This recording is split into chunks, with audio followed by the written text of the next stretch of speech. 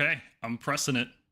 We're gonna Go. see if everybody can hear us, because that's the first thing we got to check is audio levels, right? Because that was a big problem in our last stream. Because I'm like a tech boomer. I don't really understand how this stuff works. So if you guys can hear us, please say something in the chat. And if the audio levels are bad at any point in the stream, you got to say something because I can't tell from my end. Okay. Hello, everybody. Welcome to the Stormkeep. This is a very exciting episode because we got all the rules. We got it all. There's nothing left for us to wait for, right? Like, I don't care about Regiments of Renown. Draconis Skywing looks bad, right? Like, this is it. We can start list building finally. Yeah. Yeah, did Skywing even come out? Goonhammer did a review on it, and like it technically comes out next Monday, but Goonhammer did a review, and like it's like cute, but it's not. I don't think it's serious. Yeah, the last one was just terrible. So Yeah, Broad still lives on. see. Broad does. yeah. Broad Stomp is still going to be a thing, unfortunately, but Well, it is what it is. It has a 5-up ward, but every time you make a ward, you pass off a wound to the other Gargant. So it's not really okay, a ward. Mm. Yeah. Oh, it's a bodyguard. Okay. Yep. Cool. Exactly. Yeah. Okay, great. So we should introduce ourselves. We always forget to do this. My name is Paul. I'm usually the guy hosting. I think I'm on every episode. Yeah, we haven't done one without me yet. So, and then, yeah, you guys can take it in whatever order. And if you have like some social media or something, you could shout that out too. If you want Hey, people guys, to it's find you my on there. No, this is it. Hey guys, it's Morgok. Right. I'm John. What's up, y'all? It's David. Fixing my mic. You got power, David, down in Texas right now? Heard things are Oh yeah. Yeah, I'm in North Texas, luckily. So yeah, Okay. everybody in Houston is just kind of fucked right now. oof. The bright side is we Scary. are seeing who has power by if Whataburger is still open or not. So that's how we're figuring it out. Nice. Good. All right. And he dropped an F-bomb already, so we're going to get demonetized. That's great. That's fine. There's going to be a lot of those today, I think, because of things GW has done, good and bad. But yeah, it'll be fun. Mostly good, I think. Yeah.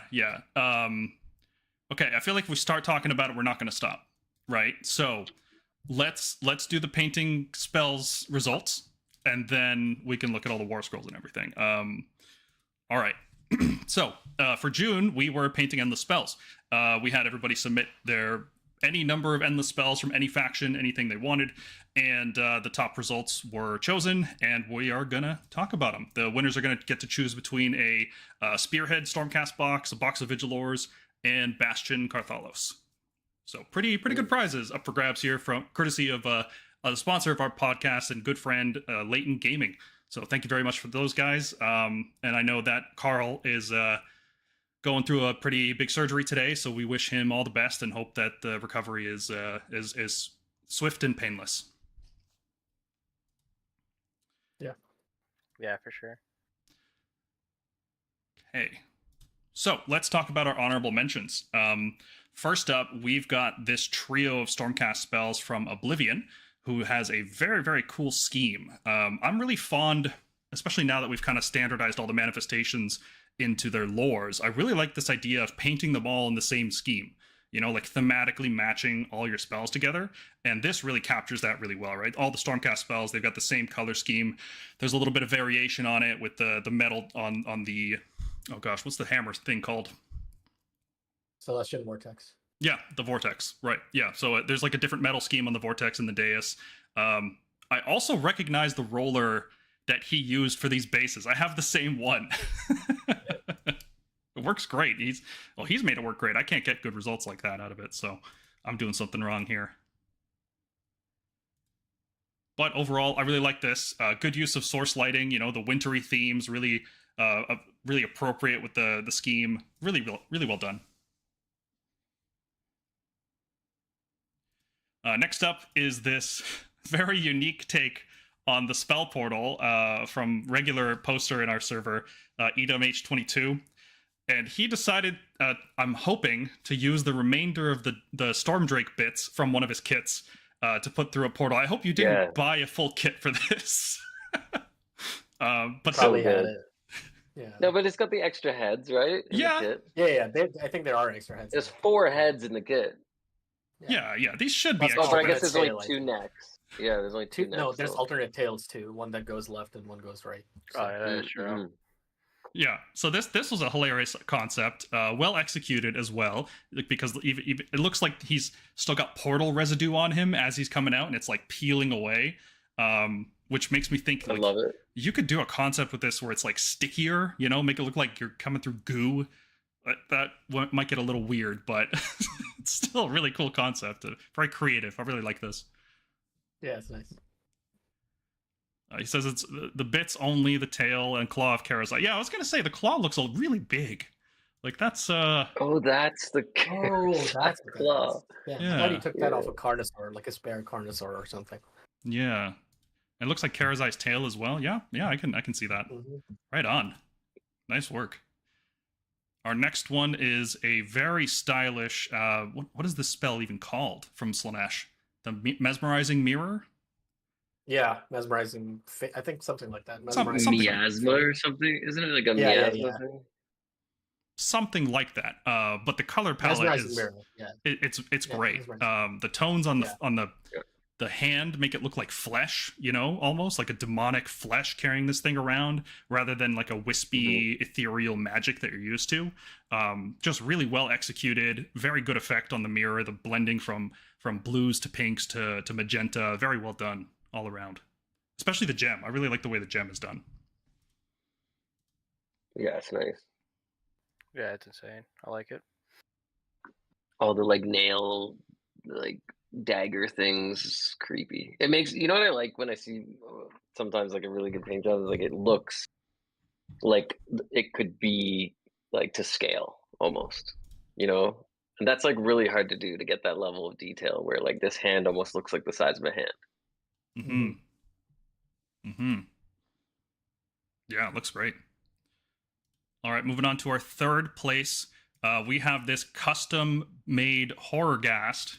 Counts as Horrorghast, which is Sigmar's face screaming at you, made by Jean Flou.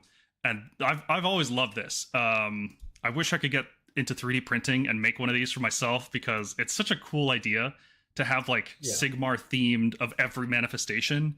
It'd be so cool to get something like this. And then on top of the concept, the paint job is really good too, right? It focuses all the bright colors on the face, on the mouth, on the eyes, where like it really looks like he's screaming at you with the colors, right? It's fantastic. Is this Horrorghast or is this a burning head? Either, technically. They're on the same base. Yeah, right? They're on the same base. I think this is burning head because of the paint job. Probably. Because if it was Horrorghast, I would probably like paint it more like Azeri colors, like blues and purples, I guess. But could be anything, I guess. It doesn't really matter. But it's a great paint job regardless. Yeah, fantastic work. I love this. I got to get in touch with him to get one of these printed for myself. Yeah. Especially now, Primal Energy. Oof. Oh, yeah. Oh yeah. Oh, yeah. So good. So good. Imagine rolling up to a table with this guy on your list. And it screams when it comes into play. That'd be great. So good. All right, our second place is a quartet of spells. Really well done all around, but I'm a big fan of the Jaws and the Gravetide in particular. They just look like very clean, very the textures look appropriate on all of these. Like the grave wave looks like it's actually carrying parts of dirt because there's like flock and dirt on top of it. The jaws look, I don't know, meaty, like the gums. It actually looks like a real mouth is coalescing out of this spell because of the way the colors are faded. The dais is subdued but metallic, and then the comet is just burning bright, glowing the area around it. Like all the texture work on these is really well done. Mm-hmm. So congratulations to Gunther for placing second. These are fantastic entries. I don't know why I didn't think of putting tufts on top of the Gravetide. Yeah. It's an odd choice, but it's like when you look at it, it seems so obvious because it's coming out of the ground, but you don't think of it in the moment. Yeah, it's awesome. I love it. And then our first place is Goat, who might be the Goat, with this freehand, beautiful landscape on each of the spell portals. Doesn't really, work with what the spell's trying to do, right? Like one portal should lead to the other. This person's clearly never played Portal, but it is beautiful work, and I really do appreciate it. Yeah, the freehand's just crazy.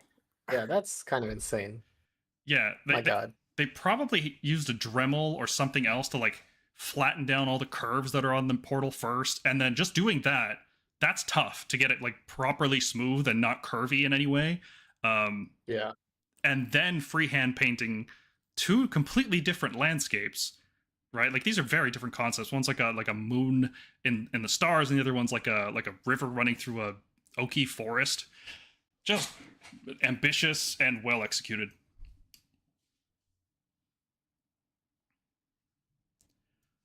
Agreed. Well done. Well done, Yeah. Goat.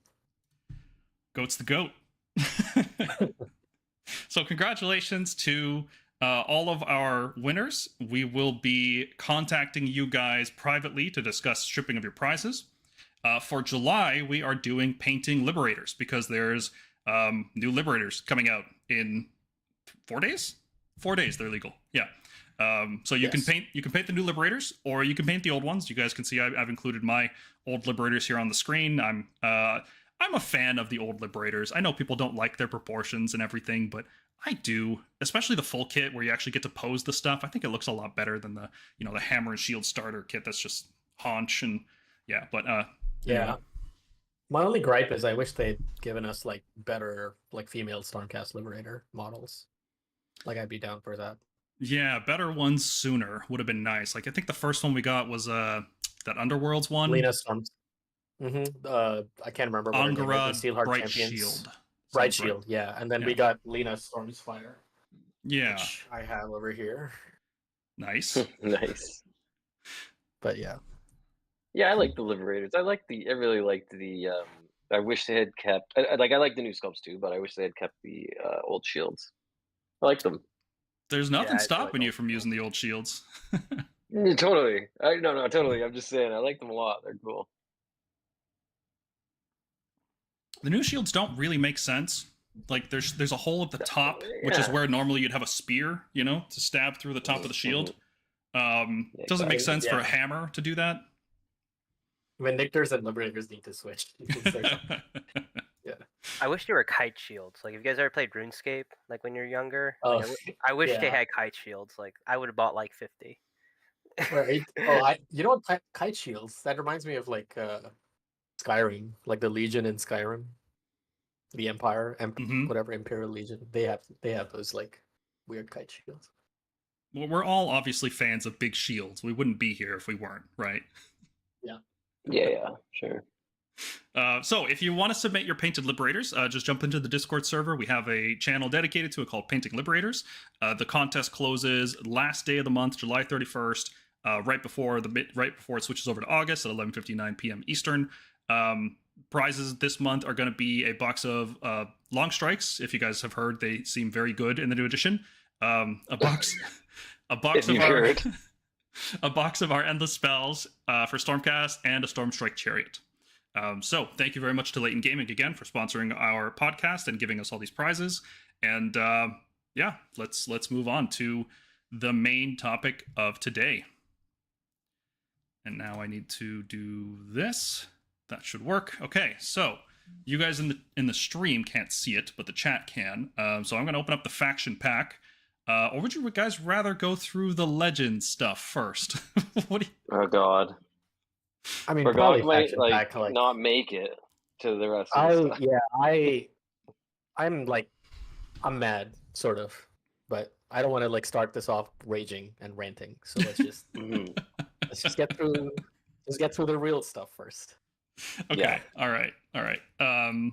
Looks like more people like the new legend stuff than hate GWs based on our poll in the chat. So that's good. Positivity is winning. All right. So, looking through the faction pack, this is available for free on Games Workshop's website, warhammercommunity.com.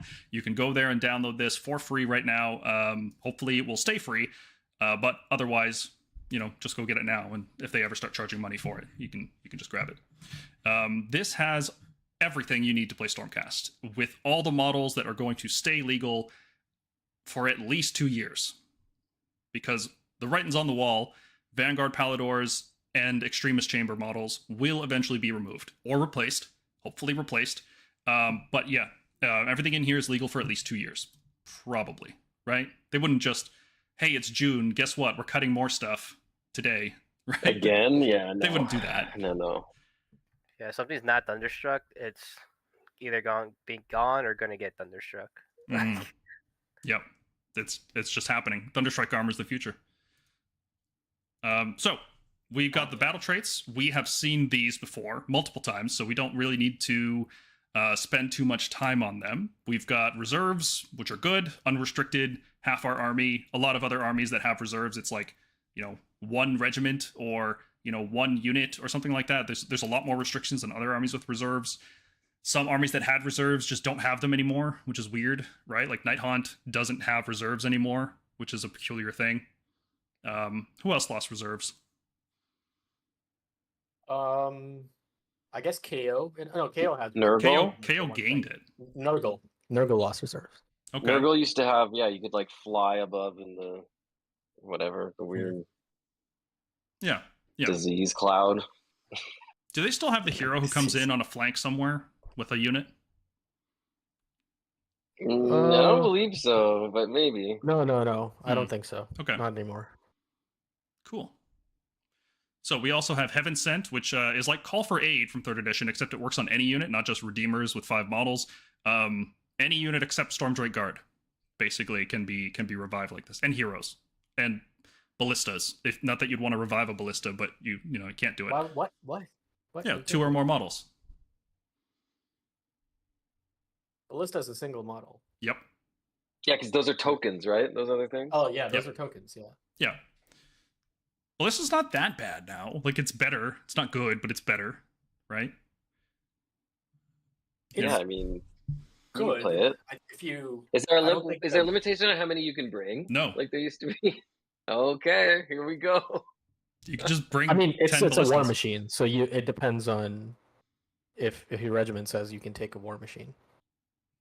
Yeah, you just ox out. Yeah. Bring like 10 of them. Well, Like, what's up? it's got Sacrosanct Chamber, so any hero that can bring any unit can just bring as many ballistas as they want. Mm-hmm. I don't think we have I like think there's war something machine. to that. Yeah, Do we? Yeah, I don't think we have that restriction, but I could be wrong. other armies do definitely, but I don't think we do. Yeah. But there is a video coming about that Thursday for you guys watching. We've got a hero regiment video coming out soon. Okay, and our last ability is Finest Hour, which has been stripped away from every other army and given to us, and we've gotten a worse version of it. It only works on our turn, but we can use it on any Stormcast unit we want, which is fantastic. 4 Stormdrakes, Finest Hour, cool. 10 Decimators, Finest Hour, rock on. Just, you're not dying that turn. Decimators. I haven't heard that name in a long time. They're back in Pog They're form. back. Okay. All right, battle formations. We saw 3 of these, and we've gotten hints of what the last one was. They're based on our chambers, so you can splash them in. If you've got a significant amount of units and you're from one chamber, you might get more benefit. But it actually seems like a couple units benefiting from these is just fine, right? Like Ancient Aura gives a Ruination Chamber unit a 5-up ward, which is fine.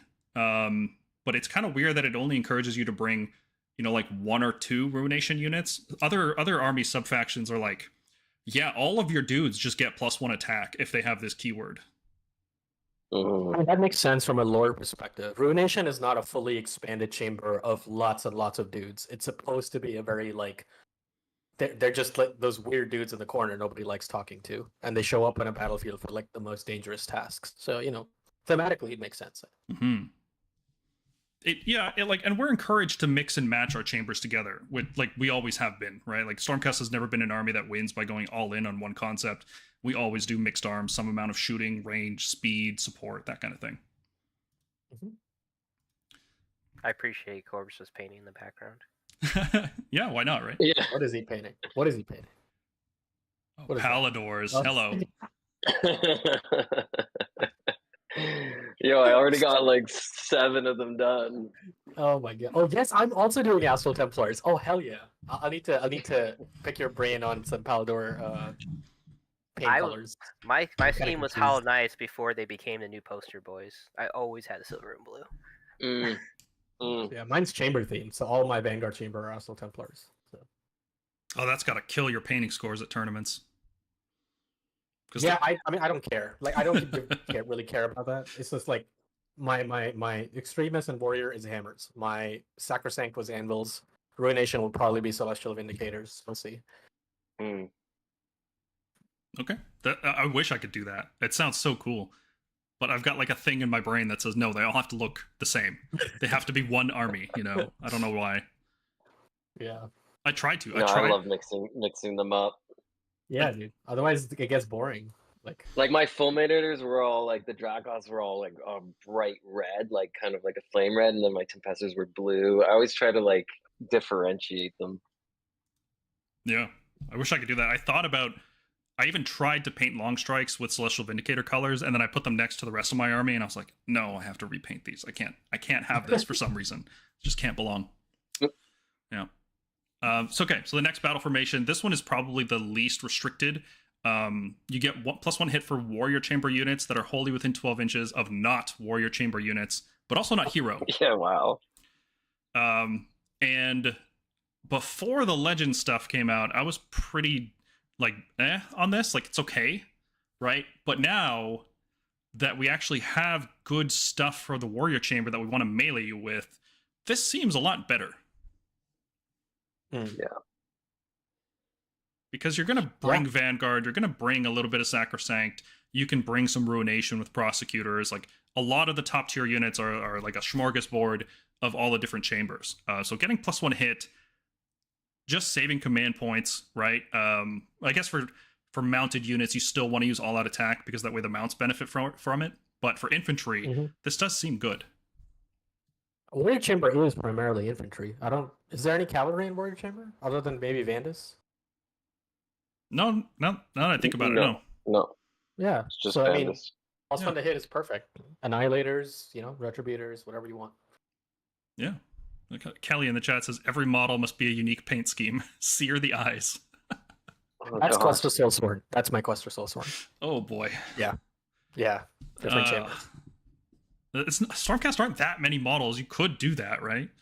Yeah. Who's that great painter on our server who painted Stormdrakes in 4 different colors? Yeah, YMH.fr. I don't know their full name, but they're like a French painter, I think. Yeah. Yeah, they he's did good. Yeah. That was great. My God. You just have to be that good, and then that concept works. So easy. Yeah. It's like rolling a 6. You just, it's easy. Okay, the last of the ones we had already seen was the Lightning Echelon, which you get to pick a friendly extremist chamber unit that charged in any combat phase, right? So it's counter charges work as well. And on a 3+, you get Strike First. And this was the one we were very, very hot on because Strike First off a counter charge can just win you the game. It's so high impact, even though it is random. When it happens, it swings a game tremendously in your favor. And that also makes us want to include at least one extremist chamber unit. Could be, 4 concussors, like Andy's saying, and when they die, you get 2 back for a command point, which looks really good. Yeah. Yep. Yeah. Could just be a Stardrake. Stardrakes are good and playable now. A little bit of a spoiler for Love that. our thoughts. But they're finally good. They finally do damage, which is great. Yeah, the Vanguard wing was a really interesting one. The translations we heard over the last week were not great, but now that we see the specific wording on the rules, it does seem pretty good. Once per turn, you get to pick a Vanguard unit not in combat. On a 3-up, teleport it. It's like a 3-up translocate only for Vanguard, and you can use translocate in the same turn. So it's like if the translocate fails, well, at least you have a chance to get the Vanguard teleport. The way it's worded is a little weird. It's not the Vanguard unit using the ability, which means they can use a core ability, and then the player can use the core ability, Peerless Maneuvers, to teleport them. So you can technically retreat the Vanguard unit and then teleport them out. That is possible with this. I don't know if that's intended, but the way it's written, that's how it works. Yeah. And that also seems pretty good, right? Like, more mobility is always good, even if you have, 20-inch running Paladors that charge into combat. Just having another teleport is always a good thing. It's kind of like the Quester I thing, think right? Like, it's The teleport thing is to stop them from moving, right? If you set up, you can't move in the same turn. That's correct. You can't use move actions. Okay. But you can move action then teleport. There's nothing stopping that. Interesting. Yeah, there's a similar ability for Seraphon, where you have to pick the unit to use that ability, which means that unit can't move and then teleport because that's two different core abilities. But for Stormcast, it doesn't have that wording. It's a little weird. I don't know if it's useful, but it's cool, I guess. And then there's a secret fifth battle formation that we are not talking about yet. We'll talk about it soon. Heroic traits. I think we saw all these during the preview week. They're all good, honestly. There's no duds here, right? Staunch Defender, to me, seems like my favorite. While the heroes contesting an objective, all units contesting that objective get +3. It's not every objective. It just has to be ones that are in your territory, but it's not wholly within your territory. It could be, in the middle of two territories, that objective counts. It could be on the corner of two territories, that objective counts. There's a lot of battle plans where this is very, very good. Then there's some battle plans where this is just okay. I think it's the best one. What do you guys think? It's definitely my favorite, especially because we're going to be running translocation. If you run like a Vanguard hero too, like a Aquilor, and you put this on them, so now you put your opponent in check for all their objectives, right? Like, I'm pretty much on most of the objectives, like, they always have to be like, oh, you could just teleport my hero with some guys, and now you're 15 on an objective. Like, they always have to plan for that. It has to be, friendly territory. So you're not going to contest enemy home objectives with this. But maybe you have a unit of questers who can contest enemy home objectives. So maybe these two things work in tandem to just cover every objective on the board. Or you just use Vandus, who gives you +3 all the time, forever. Yeah. It's very strong, but I think it's kind of boring. That's fair. Personally. But it's definitely strong. I think it's huge. Yeah. Yeah. Like, there's a control list that I think Stormcast can do that's going to be pretty intense. Yeah. It's like on with some holding battle plans, this will objectives. feel almost unfair. Yeah. I want to say more than half the battle plans have that weird split of territory where the line splits down the middle Mhm. and you're 9 inches away from each other. I think in those, this one is ace. Like, absolutely ace. Yep. The whole control... I think some people might be skeptical on control in this edition in general. I think once you start playing 4th edition games and you see just how much smaller the objectives are and that you're not getting onto the objectives without fighting each other, generally, sometimes you'll end up in scenarios where you'll have only 1 or 2 models on the objective. And then having like a +3, +6, +9 control lets you flip that objective even though you only have 2 models on it, which is really, really good. In general, stuff is a lot weaker than it used to be. Stuff still dies, but sometimes instead of taking 1 turn, it'll take 2. And that 1 turn where you don't kill something, the control like puts you over the top, so you still max out your score. And then defensively, if your opponent's trying to take your objectives and they don't have the control to do it, you might just win the game off that. Like, if their opponent ever loses out on primary, you might just get ahead for the rest of the game and just carry that to a win. So control stuff is a lot better than I thought it would be initially when looking at the edition. Yeah, I think people will just sleep on that kind of stuff early days because they want to play with their toys and like attack and use like attack buffs and stuff. But this is going to be one of the best ways of playing with Stormcast, I think. Yeah, there's no dice rolls involved, right? You just have all the control stuff. All the control stuff's guaranteed. There's no hits. There's no wounds. There's just saves, wards, and guaranteed +3 control buffs. It just combo. And we have with access Vex. to wards, and our save's so high, and yeah, I think it's definitely a way. Mm-hmm. I think it's cool. What were you saying, David? Yeah, combos with the Vex too. Oh yeah, It's just gonna be insane. Like you just bully like three objectives, and there's nothing your opponent could do except try to kill the Vex. yeah. The Vexillor looks great with this. He's 5 control, and then he gives himself +3, and then Staunch Defender gives him another 3, so he goes up to 11 control. A Vexillor outnumbers an ogre monster. Yeah. And if there's another unit on the objective, that unit gets +6, assuming he doesn't roll a 1 on the D3. So that's at least another 7 control, right? If you have 3 models on the objective, now you've got 20 control with those 2 units. Like, it's so crazy how quickly this stuff scales out of control. And then there's a secret special Legends unit that makes that whole thing just completely absurd. Like, Stormcast are the control army. Nobody beats us on control, not even Mega Gargants. We can outnumber 2 Mega Gargants on an objective. No problem. It's crazy. I guess you guys haven't seen it yet. And I think the control buffs also are just so strong in that, like, I don't think people realize this, but like, you don't realize it intuitively right away, but you're kind of like, oh, I wish it was like a +3 to the score, not to like the total. To the characteristic, but not the total, to the score. But the thing about it being to the score is like you can be down to 1 unit, like 1 model left in that unit, and still be getting the additional buffs that everything else is giving to you. It's insane. Yep.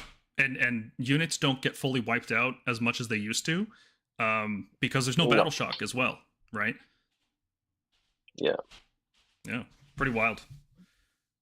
Shock and Awe. This is every time a Stormcast unit sets up wholly within 12 of that hero, using Scion specifically, -1 hit on that unit until the end of the round. So this sounds really bad because it only lasts for the round. So if you're going second in the round, like, you don't get a lot of value out of it.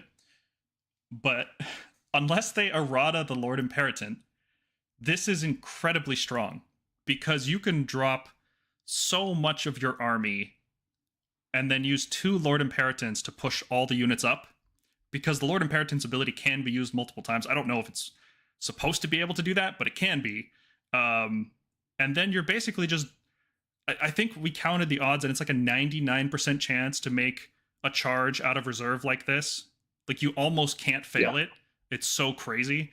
Even with enemy redeploy, like, you can just get around that. It's so stupid.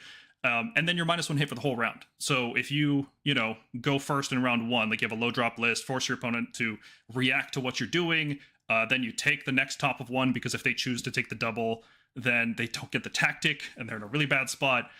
So top of 2, you drop everything with Lord Imeratant, you blow everything up, and you're sitting there with the -1 hit for the whole round. It's really good. It actually really helps, because people don't want to be using all-out attack against Stormcast. They want to use all-out defense, or countercharge, or countercast, or redeploy, or things like that. So they'll usually be at net -1. Yeah. And then the last heroic trait is Envoy of the Heavens. If a unit was destroyed in the previous turn, you can pick a Stormcast unit near that hero, and that unit gains a 5-up ward. So this is a little weird, because if you get a double turn, you may not be able to activate this. Like, we typically don't lose units on our own turn. So there's a little bit of weirdness there. But in general, it's a game about trading, right? You're going to be losing units, and as you lose, the 5 Vanquishers that you threw out on an objective, or the 3 Aetherwings, or the 6 Gryph-hounds, like, as you throw away these pieces, the next turn, your hammer unit gains a 5-up ward until your next turn, right? So it's like... Yeah, that's huge. As long as you have big units, like big health units, Stardrakes, reinforced infantry, reinforced cavalry, stuff like that is really, really good with this, because you throw away cheap units to score points, and then as those units die, you get more better on the units that actually matter, which is great. I do like that, like, all our traits kind of have like a use. Like, I don't know, everybody just used what last GHB was, everybody just ran Shaman or High Priest. Before that, it was just just High Priest. Like that was it. Like you have one trait that was actually good, and like now, like, you have a case depending on how you want to play Stormcast for all 3. Yeah, it's like control, offense, defense. It's like three archetypes refined right there. Yeah, I shocking. want to think that we whined enough that they finally gave us good traits and artifacts. Well, yeah. I mean, let's look at the artifacts, right? This is again, all three are good. Null Pendant. We're talking about how important control is. Well, what if once per game you just zap an enemy and give them -5? So, oh, monster? No, you're now 1. My foot hero takes this from a monster now. This is neat. This is like a neat little combat trick that you can do that could give you a 1 VP swing. And that 1 VP swing wins the game because you can do this during your opponent's turn. And, they'll know you can do this, obviously, and that will just restrict their options. They'll have to overcommit units in order to get around this effect. And we can take advantage of that. The Quicksilver Draught gives the user strike first for the rest of the turn. Love it. This is great on Stardrakes. And that's it right now. Drakesworn Templar. Yeah. But that's it. Yeah, notably for those watching, you can't combo this with fight the things that like to fight alongside other things, like Vandus Hammerhand fighting with a Warrior Chamber unit. That does not trigger. That is addressed in the core rules. Yeah, but the core rules are poorly written on this, and there's some talk that it's gonna get changed, and that the way it's written isn't intended. Like that, that's what I'm hearing. I don't know if that's true. I'll believe it when I see it because the core rules do specifically like have a clause to deal with this, so it makes me think it's intended. But if that changes, then we got to relook at things like Lord Celestant that makes you fight with a big old unit of something, right? Like 6 Grandhammers fighting first defensively seems pretty good. Yeah. Until then, pretty much it's just for Stardrakes. I can't see anybody else using it, but that's still good. That's still really good. Once per battle, your Stardrake gets to fight first. Hey, yeah, that's great. Yeah, and you just position them on an objective. You make sure it's a turn that you got the 5-up ward. And then you just sit them on an objective, and you're like, "Yo, come take this objective. Good luck." Mm-hmm. Yeah. Great. And then Mirror Shield, which seems redundant because we have Guarded Hero for the most part. But there is stuff in the game that ignores Guarded Hero, Jezzails, Long Strikes. There's a few other units. And this just protects you fully, no matter what. And it's also 9 inches rather than 12. And it also goes on heroes that can't get Guarded Hero, like a Stardrake or any mounted hero. Or what about a Toralon? What about a Toralon? Let's just not. Yeah, talk Paul, about can I have that your stuff. Tarlon? Um, Do you have an extra one? No. I feel like you had 2. I just have the one, and I'm gonna need it, I think. I have one. Yeah. I got one in my Yep. garage somewhere. Okay. Of all the things, I didn't realize they sold out everywhere. Did Yeah. you know this? I can't find any. I was just like, I was curious. I'm like, let's see. Lord Arcanum, Aventus Fire Strike Kit. Why? Nobody has it. Yeah, It's like they all no, gave it they back to haven't GW. sold Or it in something. so long. Yeah. It never got restocked. It sold out a long time ago, and it never got restocked. Yeah, I think I bought mine like during like COVID, and I had to buy it like a 25% markup on like eBay or something. All right, let's talk about the spell lore. Our spells are all offensive now, or at least they affect enemies, right? We have nothing left that just buffs our dudes. We're not doing... Azurite Halo, Celestial Blades. Yeah, we're not doing the Mystic Shield. There's no reason to bring a wizard to buff our dudes unless you're doing like Chronomantic Cogs, right? Or like a Life Swarm or something. Our wizards are now offense. Or debuff, at least, right? Like they're doing something to the enemy army. We're not... it's nice to be able to do something from deployment without having to engage the opponent. That is nice. With these unlimited lightning blasts that just do D3 mortal wounds, which is pretty cool, actually. Yeah, that's great. I do miss Celestial Blades. I'm really gonna miss Celestial Blades. Well, we have Finest Hour now. Yeah, it's roughly the same thing. Mm-hmm. Don't need to cast it. That's fair. Yeah. And I mean, Starfall is amazing. I don't know if y'all seen what Starfall very, does. very strong. Oh my god, so Oh my good. God. Very, so good. the fact that it also works on cavalry, a lot of these effects don't. A lot of these effects just work on infantry these days, right? But it also affects cavalry within 18 inches, and it gives them -1 dice roll for charges until your next turn. Like, Yeah. Yeah. See that Gargant within 18? Yeah, good luck. Good luck charging me. Yeah. Yeah. And we happen to have a wizard who casts at +2 in our army, which is very good. I know. And when you combine that with redeploy, like all of a sudden they're minimum having to roll a 4. Minimum. And like hopefully roll something a bit better. And so like it's deadly. Mm-hmm. It's I brutal. used it in a game I played. It was amazing. Somebody's gonna set up a counter charge. You're gonna be like, no, sorry. Yep. Not today. I'm 6.6 inches away. You don't get to countercharge. Yeah. Oh yeah. That's great. And you know what's also great is the Toralon cast at +1. So that's another good use for him. Oh yeah. Jesus. He's also like cheap. I was kind of surprised. What the 280. hell? Yep. Thundershock is also low-key good. -1 to wound rolls is rare in this game. There's very few things that affect wound rolls, and the fact that this also works on enemy companions is really good, because companions don't get buffed by friendly abilities, but they get debuffed by enemy abilities. So, yeah, there's going to be a lot of mounts wounding on 4s now against Stormcast. Yeah, the shock axes too went up. Yeah, it's great. So we got a great spell lore.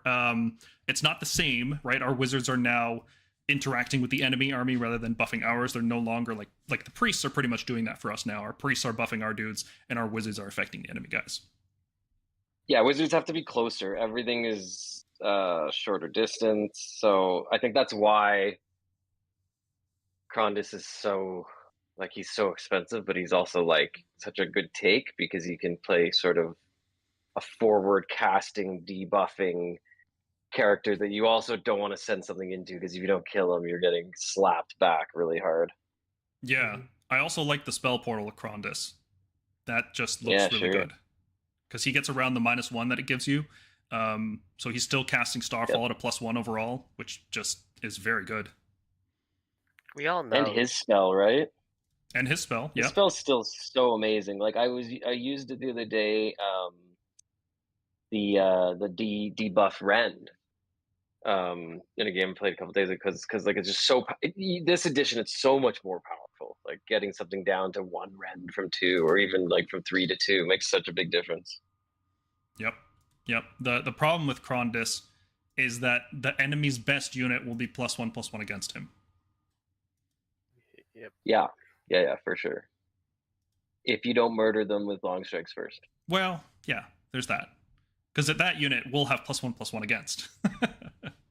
Yeah. Looking at our prayer lore, we have an unlimited healing storm prayer, which is cool if you're taking big stuff, right? Karazai, Krondys, Stardrakes. You could bring 2 priests and never feel bad about it, because in a pinch, they both can do healing storm. You can bring a Knight Relictor, you can bring Ionis in the same list. No downside, really. Then we kept Translocation. It's a 4 chant instead of a 3 now, but still just as good as it used to be. And now if you have a big chant, it gives you -1 hit for the rest of the round. You get like a shock and awe effect, which is neat. Translocation, notably, one of the best ways to get a unit out of combat so that we can keep shooting. Don't have to retreat and shoot. You don't have to take the D3 mortal wounds. You just, I was here, now I'm over here, and you're still getting shot. And that just continues to feel great for everyone except us. For us, not for anyone else. Everybody else hates it. Everybody else hates Translocation, but it's fantastic. Blast Weapons is actually very underrated, and it's like over the last 6 years playing Stormcast, I've been training myself to do like a pattern with them, and now I have to like consider that Translocation is not the only prayer we have. We can actually use Blessed Weapons, and it's actually very strong. Extremely strong in Stormcast. Yeah, it's a hard chant, right? On a 6, that is not easy to do. Even if you have a Lord Relictor that's on a 5, you're not reliably chanting this in 1 turn usually. And but the effect is really good. Even though it's very limited, it can only go on infantry that's near the priest that's currently chanting it. the effect is so strong on units like Vanquishers, Decimators. If you somehow have Grandhammers on the table for this, they get a really good benefit for it. Reclusians too. Reclusians are pretty decent. Yep. Really, really powerful buff. It's just weird to have buffs in Stormcast, right? Like normally, we don't have things like this. Yeah. You don't get force multipliers like this. Like this used to be a holy command last time. For it was one still unit, bad. once per game. Yeah, once per game. Yeah. Yeah. I'm now we get all these prayers. There's no choice here. What could they possibly give us that competes with this? I don't know. I'm actually like, this is the one time where I've looked at an index. I'm like, this is basically a battle tome. I don't see what the battle tome could possibly bring in addition to this. You know what I mean? Hopefully a few units could get some changes. Yeah, we've got a great prayer lore. No downsides. Ionis is really good at chanting blessed weapons in particular, right? Because he can chant, healing prayer or whatever, and then just bank those points, and then basically have a 2d6 on blessed weapons on a 6-up, as long as you don't roll any ones, because if you roll any ones, you get boned. But yeah, Robert's like, Translocate is terrible. Nobody should use it. Yeah, you'd like that. Yeah, Robert of all people should know how good control is as well. Like he's the guy who did the direwolf spam and just kill nothing but win the game because you just outmaneuvered and outcontrolled people. Watching him play at the Michigan event that we went to is like a masterclass in like how to just play the game objectives. Like literally don't worry about killing anything. Like just play the objectives to your best to your ability. Yep.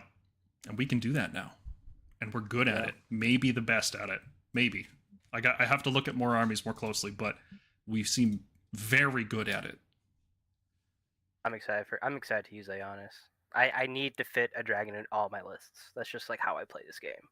And he's like, he feels he's 4. I'm like, oh, he's 420. Like, fine, I'll pay 420. He could have been like 480 if GW really wanted to screw us. All right, manifestation lore. There's not much to talk about with the lore itself. It's really about the units, right? But there's some interesting stuff here that the Deus just goes on any infantry hero. It's not just the wizard that cast it. You can give them, a fly move. I think it's 8-inch fly move, which is, it's okay, right? Yeah, it's kind of cool. You get +1 power, so like you cast the Deus on a Knight Arcanum or something, and then they immediately get to cast another spell. It's neat. Mm-hmm. They're all pretty easy casts, 6s and 7s. There's no 8s or 10s in our spell lore. Vortex set up wholly within 18. It has an effect within 12 inches, right? So units within more than 9. Shooting. Yeah. So that's pretty cool. Not terribly useful. Its damage is very poor, so I'm not very excited about that. Comet is good. It was a lot better before the errata came out yesterday because you used to be able to block countercharge with it, and that was pretty cool, but not anymore. Nah, that's not a thing anymore, unfortunately. But still, D3 mortal wounds to everything in a big area, and -1 cast, which is actually really good. So I think it's okay. Like our spells are fine. I don't think it's the best lore though. I think it's better than people think because there's a lot of neat things you can do. Like we're gonna talk about the Toleron eventually. I know Paul is. He loves that thing. But like I just want you to consider, Paul, Aeroblaze Comet and Toleron is a thing. If you remember one of the abilities in the Toleron that we'll talk about. +1 cast? No. Oh, there's an ability that is an anti-wizard ability. Yeah, that's cool. Isn't it just once per battle though? We'll see. We'll talk about it. No, it's once a turn army. It's once a turn army. Yeah. Okay. All right, that could work. All right. War Scrolls. Looking at Liberators. They suck. Suck. I was hoping they wouldn't. When they showed them at It's first, a points we were thing. like, It's a points thing. okay, like interesting. Let's be clear. It's a points thing. And it's because they're suffering from the same, it's like that DJ Khaled meme, suffering from success. They're suffering from the Vindictor thing, which is they have more wounds, which Vindictors had, and for the same reason that Vindictors are 130 when we first got our book last edition, the same Liberators are 130. Go figure. Yeah. Real quick, in the chat, Eduardo asks, Blessed Weapons is stronger. The stronger effect affects all Stormcast units, right? Not just infantry. That's correct, yes. It normally only affects infantry, but if you chant it on a 12 plus, then it affects all Stormcast units. That includes cavalry, monsters, everything. Beasts, I think, as well. No, they're all companion attacks, so it won't matter. No, companion attacks. Yeah, so yeah, it still won't affect mounts, but you will get the buff off on the riders on mounts, which is cool. And then it'll fully affect Krondys and Karazai because they're not a mount. Yeah. Okay. Liberators. Why do they suck? And I don't think it's just points, honestly. I think the problem is that they're not Vanquishers. They're not Vanquishers. That's the big problem. They have to be cheaper than Vanquishers to see play. Because their ability sucks. Because they're still just a screen, right? They're a screen with the possibility of doing crit mortals. So they're literally Vindictors from last edition. And the only time Vindictors were playable, really, is when we could double reinforce them. We can't do that anymore. Or you just use them as a cheap screen because they were cheap, right? And that's why Vindictors weren't very good last edition. And that's all Liberators are, is they're just Vindictors with like 2 more damage output, I think, on the Grandhammer. It's not good. Yeah. So if you have a screen that just does damage, Vanquishers are the best version of that. And Liberators are more expensive than Vanquishers, inexplicably. So that's where they fall. This Stalwart Defenders thing, this sucks too, but I don't even care about this. Like, this could be nothing. It doesn't affect how I use this unit. Dante Alighieri had a comment. Liberator should have intercessor sticky objectives. Dante, this is AOS. In AOS, all objectives are sticky by default. Yep. If you walk off an objective, you keep it. Yep. This is it's not like 40k, so that's it doesn't really matter. But Liberators is wholly within, isn't it? It's not like Sarge Defender. That's like wholly within. Yep. Yeah, that kills it for me because it's literally just your home objective, and it's like, cool. How much problem do you have keeping your home objective anyway? Alpha strikes, largely speaking, unless they're shooting, is dead. Yep. Like, things don't have the movement to just reach across and hit you like Iron Jaws did in last edition, where they were moving 18 and like 28 inches up the board or something. They don't have the movement. They don't have the shooting ranges. Spell ranges are nerfed tremendously. Like, there's no reason to have 120 points sitting on an objective just to sit on an objective. Like, we can 130. No, they're 120. They're 120. Yeah, they're 120. Liberators? Yeah. We could bring a Knight Relictor who sits on that objective all the same and still chants stuff. You know, like, there's no reason for this unit to be in our list. And that sucks, because new models sucking is a really bad thing. All right. Yeah, I love them. They look great too, but yeah. Well, maybe a 10-point drop. We'll see them missy play. I don't know. Maybe. Hopefully. All right, let's talk about Vanquishers. I said Liberators suck because they're not Vanquishers. So why are Vanquishers so good? They don't look like much, right? 2 attacks, 3s. Oh, anti-infantry, cool. Ren 2, right?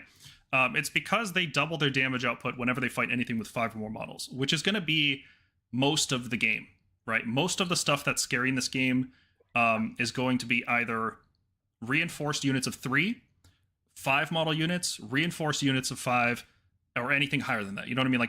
Like almost everything in the game is 5 or more models. That matters. Like, maybe you'll fight.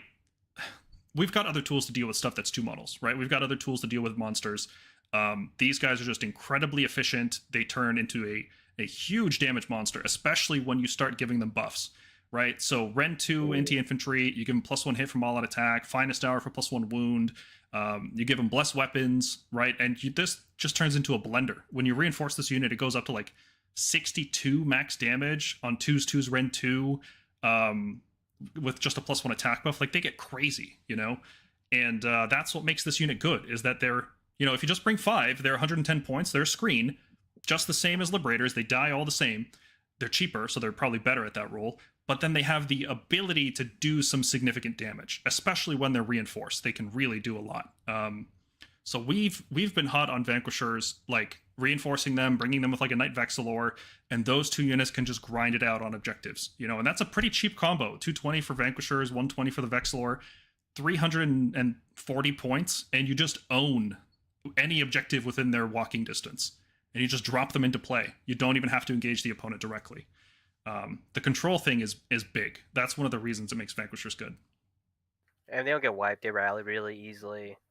Like, it's so easy to just keep bringing these guys back if you really wanted to.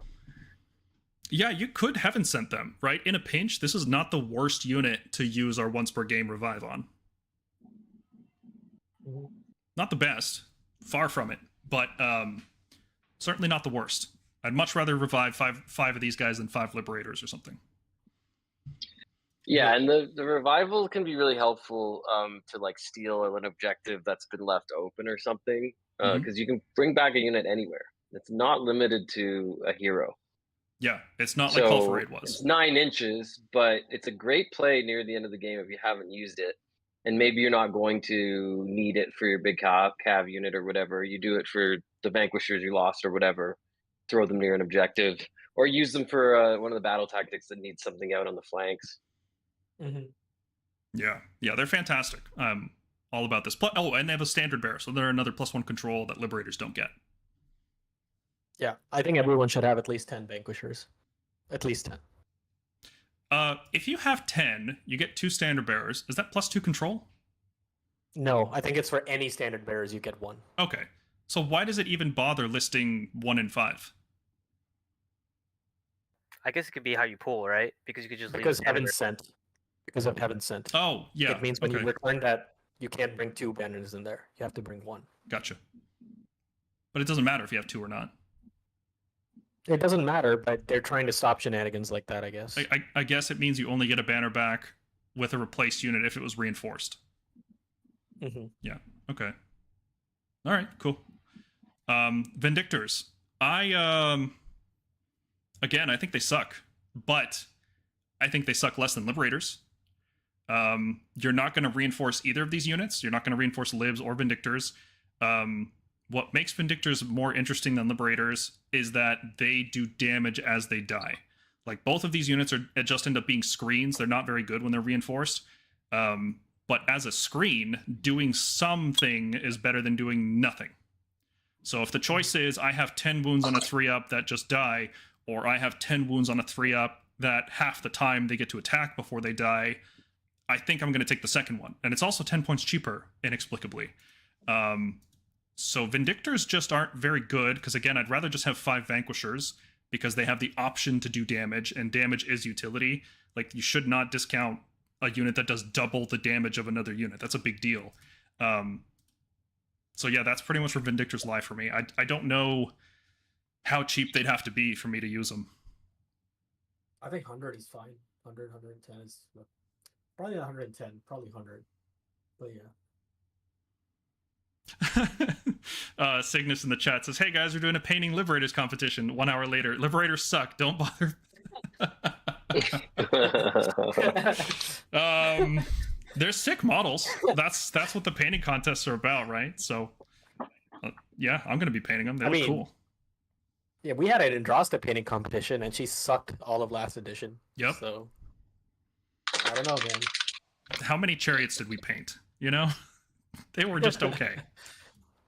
Yeah. I liked them until, what they did to them. Hey, if you don't want to paint Liberators, you don't have to. We're going to have other units later we're going to be painting, right? Like, other better units from the same box. Yeah, no kidding. Is there anything else to say about Vindictors? Anything I missed? I think it's purely better than a Liberator because I don't know what they intended for Liberators. I think this is just my intuition. They want Liberators to be the Redeemer offense option. Like Vanquishers I know are, but they're like the all-rounder offensive option because they have crit mortals. If you're just looking to capture objective, Vindictors are honestly better just because Vindictors come with a banner. So that automatically it means Liberators are only getting +3 controlled score if it's wholly within friendly territory. That's just 2 off of Vindictors because they have a banner. So. Yeah, and there's certain breakpoints that really matter, right? Like 5 is a breakpoint. Like if you have 5 models and they have 5 models and you're staring at each other, whoever had it first wins. 6 beats that, and then there's a lot of units that are 2 control each, and they're 3 models, so that's 6 and 6. That's another breakpoint. Then there's another one at like 10 and 11, right? And So having a banner really does matter for those breakpoints. Mm-hmm. Okay. Man, we got a lot of bad ones in a row. Celestant Prime. Ooh. Look what they did to my boy. Just okay. It's honestly, it's not even that bad. It's just a points thing. Honest to God, I would. Yeah. The problem with he does a crap load of damage, right? 24 max on. He will be 2s and 2s. Ren 2 with crit mortals is very good. That's like reinforced liberators, right? So this guy does 240 points worth of liberator damage, and then he's got the Comet Strike Scepter, which just pick a unit, D3 mortals. Cool.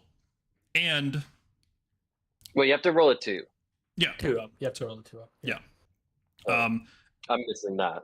Yeah, he is about as durable as liberators, right? 10 health with a 5-up board is nice, but it's not like 10 liberators is actually more durable than that usually.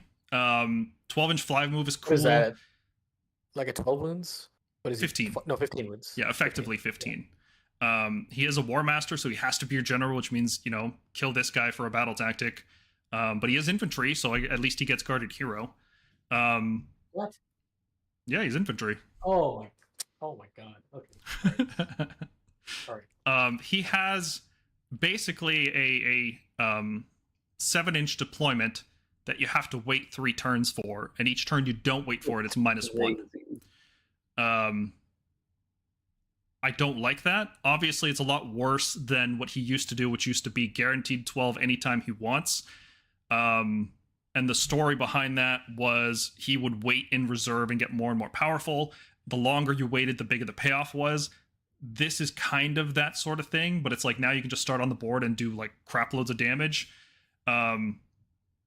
Yeah, you need him on the board for his price. I think Yeah. flavor-wise, I mean- it's fine. I think I think that was obviously very cool, the 12-inch charge. They don't want Alpha Strikes in this game to be turn 1 melee.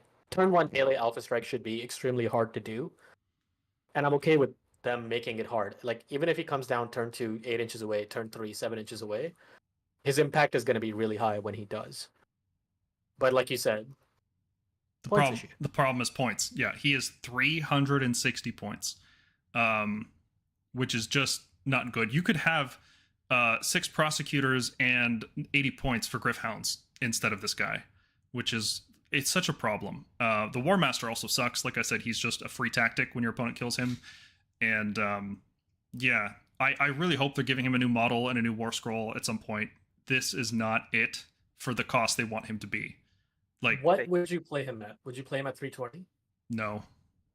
Like cost 300? of like the cost of one of our actual hammers, like 240, 250. Yeah. Really? Yeah, he's comparable to 2 Concussors, Interesting. right? He must be better than that. He's fast and flying. He gets guarded hero, 12-inch so like flying. 12-inch flying. Is I'd- nothing to scoff I'd at. say like I play him two. at 3. two I play 300. Okay, I wouldn't.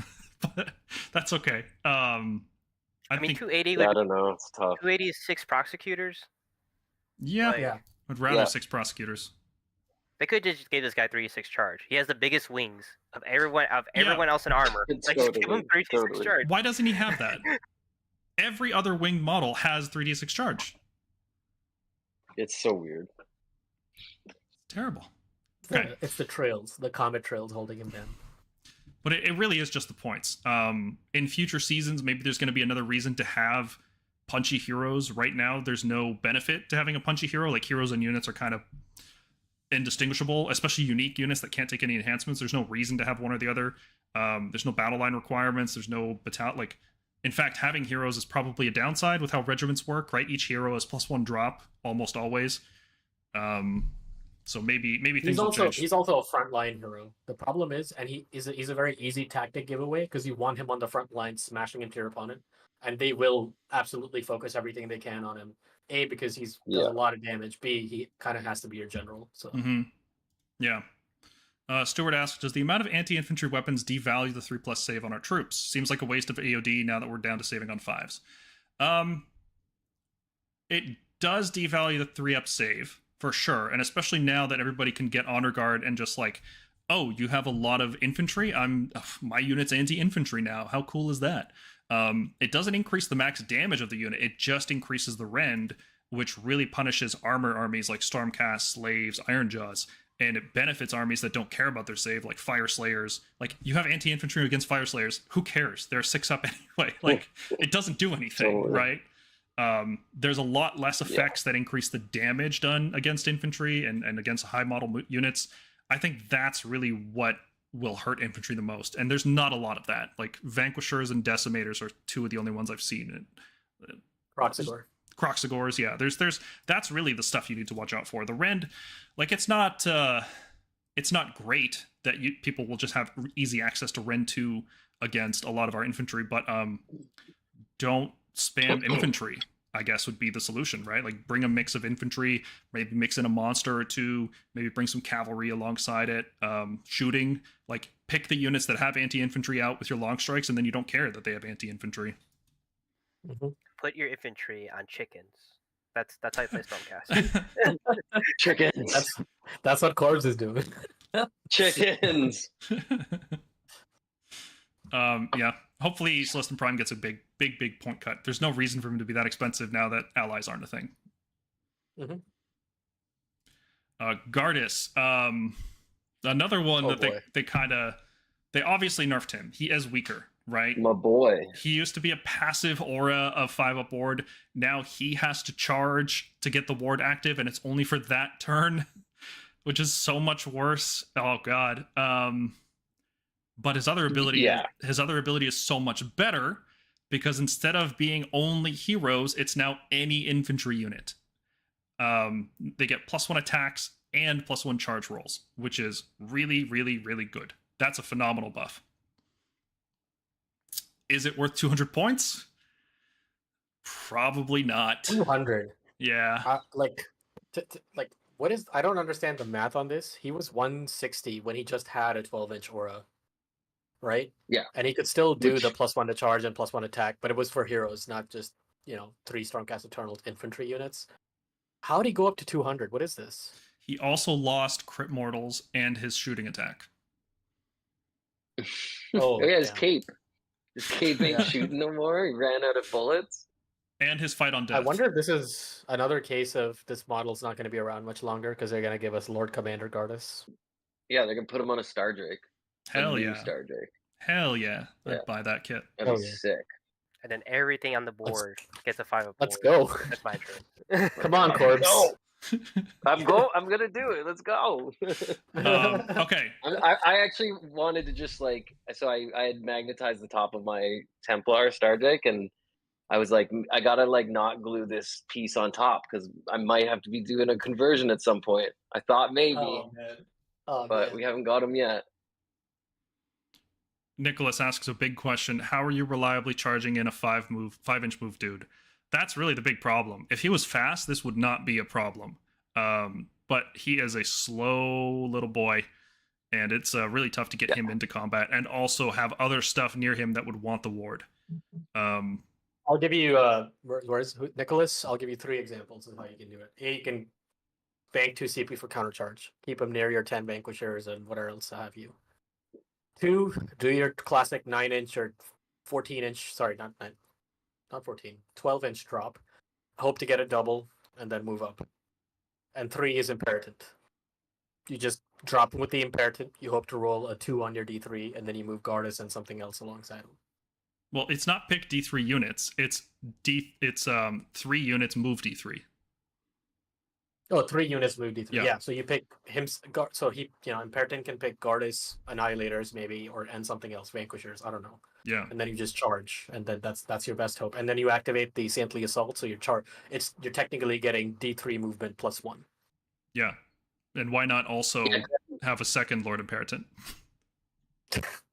We'll talk about it later. Grandhammers would really benefit from this buff. We really It should is have... only infantry.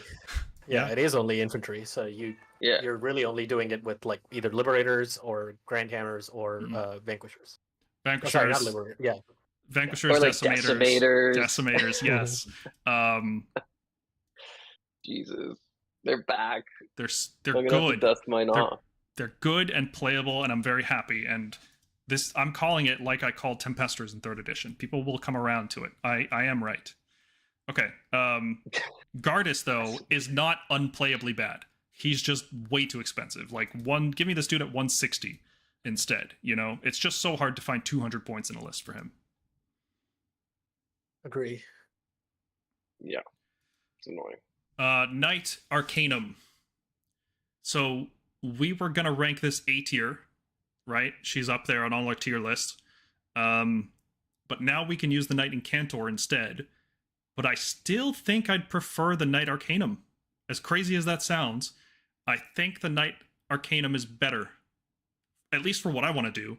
I'm not that worried about unbinding spells anymore. It seems like there's no big teleports. There's no big, like, blizzards. There's no, D6 mortal wounds at the worst possible time. There isn't really much of that anymore. Everything's also shorter range. It's easier to play around spell ranges because doubles don't happen as frequently. And if people are taking doubles, they're not getting tactics, and I'm okay with that. And I really want to just cast manifestations a lot. I want to cast a lot of manifestations, as many as possible, because they're just free dudes that you summon to your army every single turn. Your opponent has to deal with them, right? It's like summoning a squad of Liberators. It's like adding 100 points to your army every time you cast one of those. And she's really good at doing that. +1 casting and banishing as well, which is very rare. Almost nothing gets a bonus to banishing. So for that reason, I think she's good and she'll see play, is what I would have said until I saw the Torlon and Dracolines. Now I'm not so sure. If you're not playing with the legend stuff, the Knight Arcanum is very good. Yeah, it is cheap too. Yeah, 120. And Yeah, brings warrior chamber units rather than, like, garbage sacrosanct infantry like the Knight Incantor. Yeah, and Incantor's more expensive. Yes. Yeah. So, she's good. I like this War Scroll a lot. And I've played with this character, and bringing out manifestations on the +1 is huge. Mm-hmm. Yeah, especially when you're countercasting and you're at +0 instead of -1. And especially if you have a Torlon, so you're at, +2 instead. If you have a Torlon, then every Knight Arcanum becomes Krondys. Yeah, and check it out. Knight Arcanum plus the Torlon is cheaper than Krondys, right? Yep. Yeah. Oh my god. And it's yep. No. I'm sorry, Krondys. You were so close. So close. What would Krondys have to be? So Like close. 500? Like his brother, probably? Praetor is summoned for free at the start of the game. So, I like, mean, I would say Praetors at are least 80. Yeah. much better. I love Praetors this edition. We'll I get to do them, think but Karazai and Krondys are money. slightly overpriced, because ultimately they still have no war. You still need the Praetor tax with them. Yeah. Teeny, Yeah. like not too much. Maybe like, I don't know, 50 points, 40 to 50. They're 10%. close. They're close to being just Yeah. right.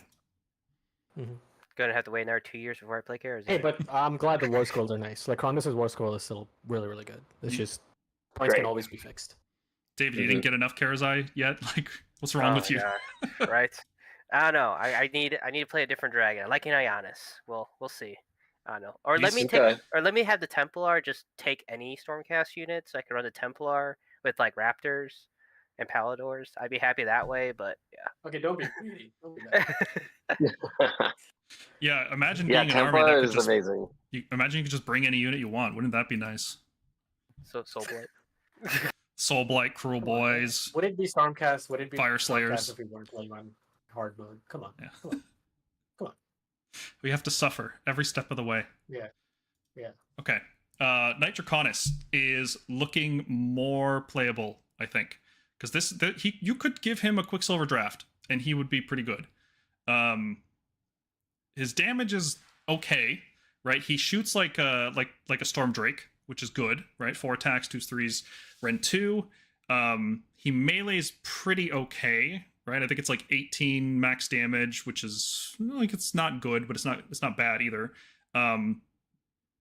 But he obviously shines when you have Stormdrakes, right? When you have Stormdrakes, he gives them +1 mount attacks, which is a huge buff for that unit because that's their best attack. And then he also gives them a 4 spell ignore, which there's like none of these left in the game, right? Like they axed almost all the spell ignores. Khorne only has it from the altar, and it's a certain range around the altar, and you can just kill the altar. There's very few spell ignore abilities left. Yeah. I guess we should also talk about the Extremist Chamber ability. Anytime you make a save roll of 6, it bounces back Immortal. So like every Extremist Chamber unit has a permanent Azurite Halo in melee, which is... that'll add up. Yeah. That's nice, yeah. Especially, a lot of them have a lot of wounds. Mm-hmm. Like, a lot of Extremists has a lot of wounds, so it's pretty good. Yeah. You know those like piddly companion attacks that a lot of people have, like 10 attacks, 4s and 4s, 3s and 4s, whatever, no rend, 1 damage. Those are gonna proc a lot of those. Yeah, it's like you would feel so bad going into an Extremist Chamber unit with those kind of attacks. Yeah, with rend 0. Yeah, but like you maybe cause 1 damage and take 2 more wounds back. It'll be really bad for you. Yeah. Yeah. So Draconis is a monster, which means he doesn't get the no shooting against guarded hero, but he will be still -1 hit as long as he's near something else, which is cool because he's not going to get cover or obscuring, so he'll need the -1 hit to survive. But yeah, what do you guys think? I guess I don't think he's really that playable outside of Stormdrakes, right? Like 280 is a bit much for that. Like that's the price point I'd play Celestant Prime at, maybe. Yeah, it's a lot. This guy's not Celestant Prime. I mean, you have to either think of it as I'm splashing in this guy and 1 unit of 2 Stormdrakes into a regiment, or I'm building heavy into Stormdrakes with this and 4 Stormdrakes. That's the only way I can think of justifying this. Yeah, pretty much. You want a dragon army. You run him when you want a dragon army. That's when you play him. Yeah, I was hoping there'd be a use case for him outside that. Single Drake in this guy. No, it's still not good. No, I think 2 Drakes in this guy is playable. Like, I think that's not bad at all. But, you know, that depends on how good Stormdrakes are, and we'll talk about them in a minute. Yeah. We just got to get through all the knights and all the lords, because that's how this document is sorted. Yeah. Knight Judicator. So a lot of people are going to be down on this guy because they'll notice the 18-inch range and be like, well, he used to be 30. Why is he 18 now? He's got this gigantic bow, like double his size. He's shooting 18 inches. Like, okay, sure. So that sucks, and he's not Rend 3 anymore, and he doesn't wound on 2 anymore, and all of that sucks, but his damage was increased by 50%, right? He went from 6 to 9 max, which is really good, because one of the problems with this unit was he just wasn't doing a lot of damage. He did very specific amounts of damage, which was great for sniping like 5-wound heroes, right? Two attacks go through at Rend 3, and that's it, that hero's dead. Once they got the guarded hero thing in the game, he just fell out of use. There's no reason for him anymore. So now it's actually good to see him do more max damage. And the Gryph-hounds give him, +1/+1 if the enemy's within 12, which that ability on its own sounds pretty bad. But then you remember that this guy, once you get within 18, you're going to be within 12 the next turn. There's not a lot of opportunities to stay out of range. The problem is this guy's 160 for that much shooting damage, and we just have a lot of other shooting units that can do a lot more damage. Is the guarded hero thing on a shooting unit any good? Like, is that worth considering? I mean, yeah, this is essentially like a sniper, but an extremely close-range shotgun sniper, almost. Which is weird to think about. I mean, I guess, like, again, going with the anti-alpha striking design, he can't just drop in and do that, but you could go off of a double turn, or, yeah, just place him within 18, shoot, and then next turn he'll be within 12 to do, some terrible stuff to something. I really wish he just had the ignore guarded hero rule. Like, Yeah. it makes him playable at that point. Like, he's just like a fun include if you really want to Rend 2, 9 damage sniper. Like, he feels like like an actual sniper role.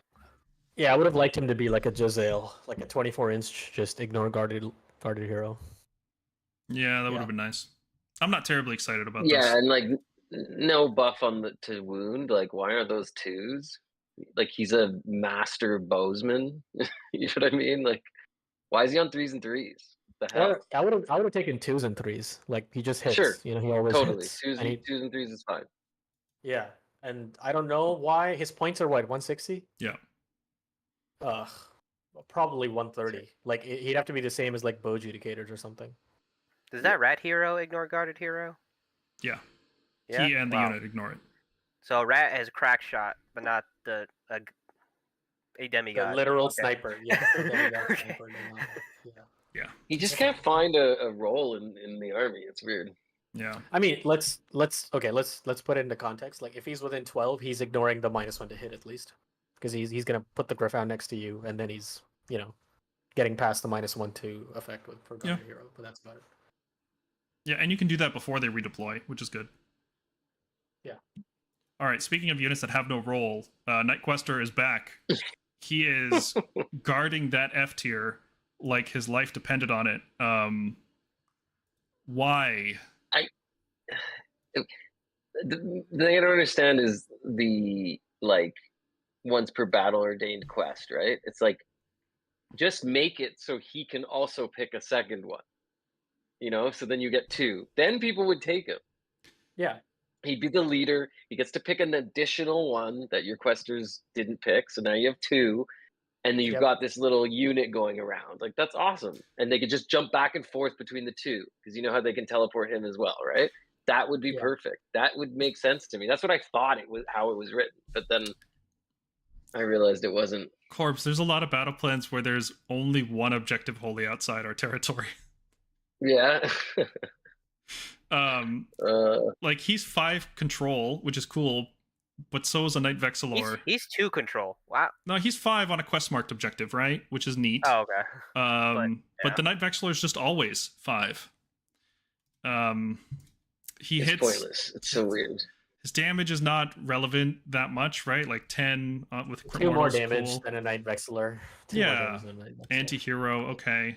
Like, he fights with Quester Soulsworn. Maybe if they change like the Quicksilver Draught thing and he can, fight first and the Questers fight first, that might be cool. He's what, 120? 150. It's so bad. Ben. Yeah. If he was 100, I'd make like a C tier case for him, but E tier. The use case for this, we have very few F tier units in our thing. This is one of 2, I think, that we're gonna have. The reason is the use case for him would be he has to be cheaper than 150, and also Quicksilver Draught has to be changed, or that whole strike first thing has to be changed so that if you strike first and you fight immediately, you can pull a unit into combat with you. Then he would have an interesting niche as being an upgrade to a Quester unit and giving them fight first defensively. That would be a cool niche, and I don't think it would even be that powerful because Questers can't be reinforced, right? So I think that's the case for him, and both of those things have to happen, right? At 150, that's still too much. So that's F tier for me.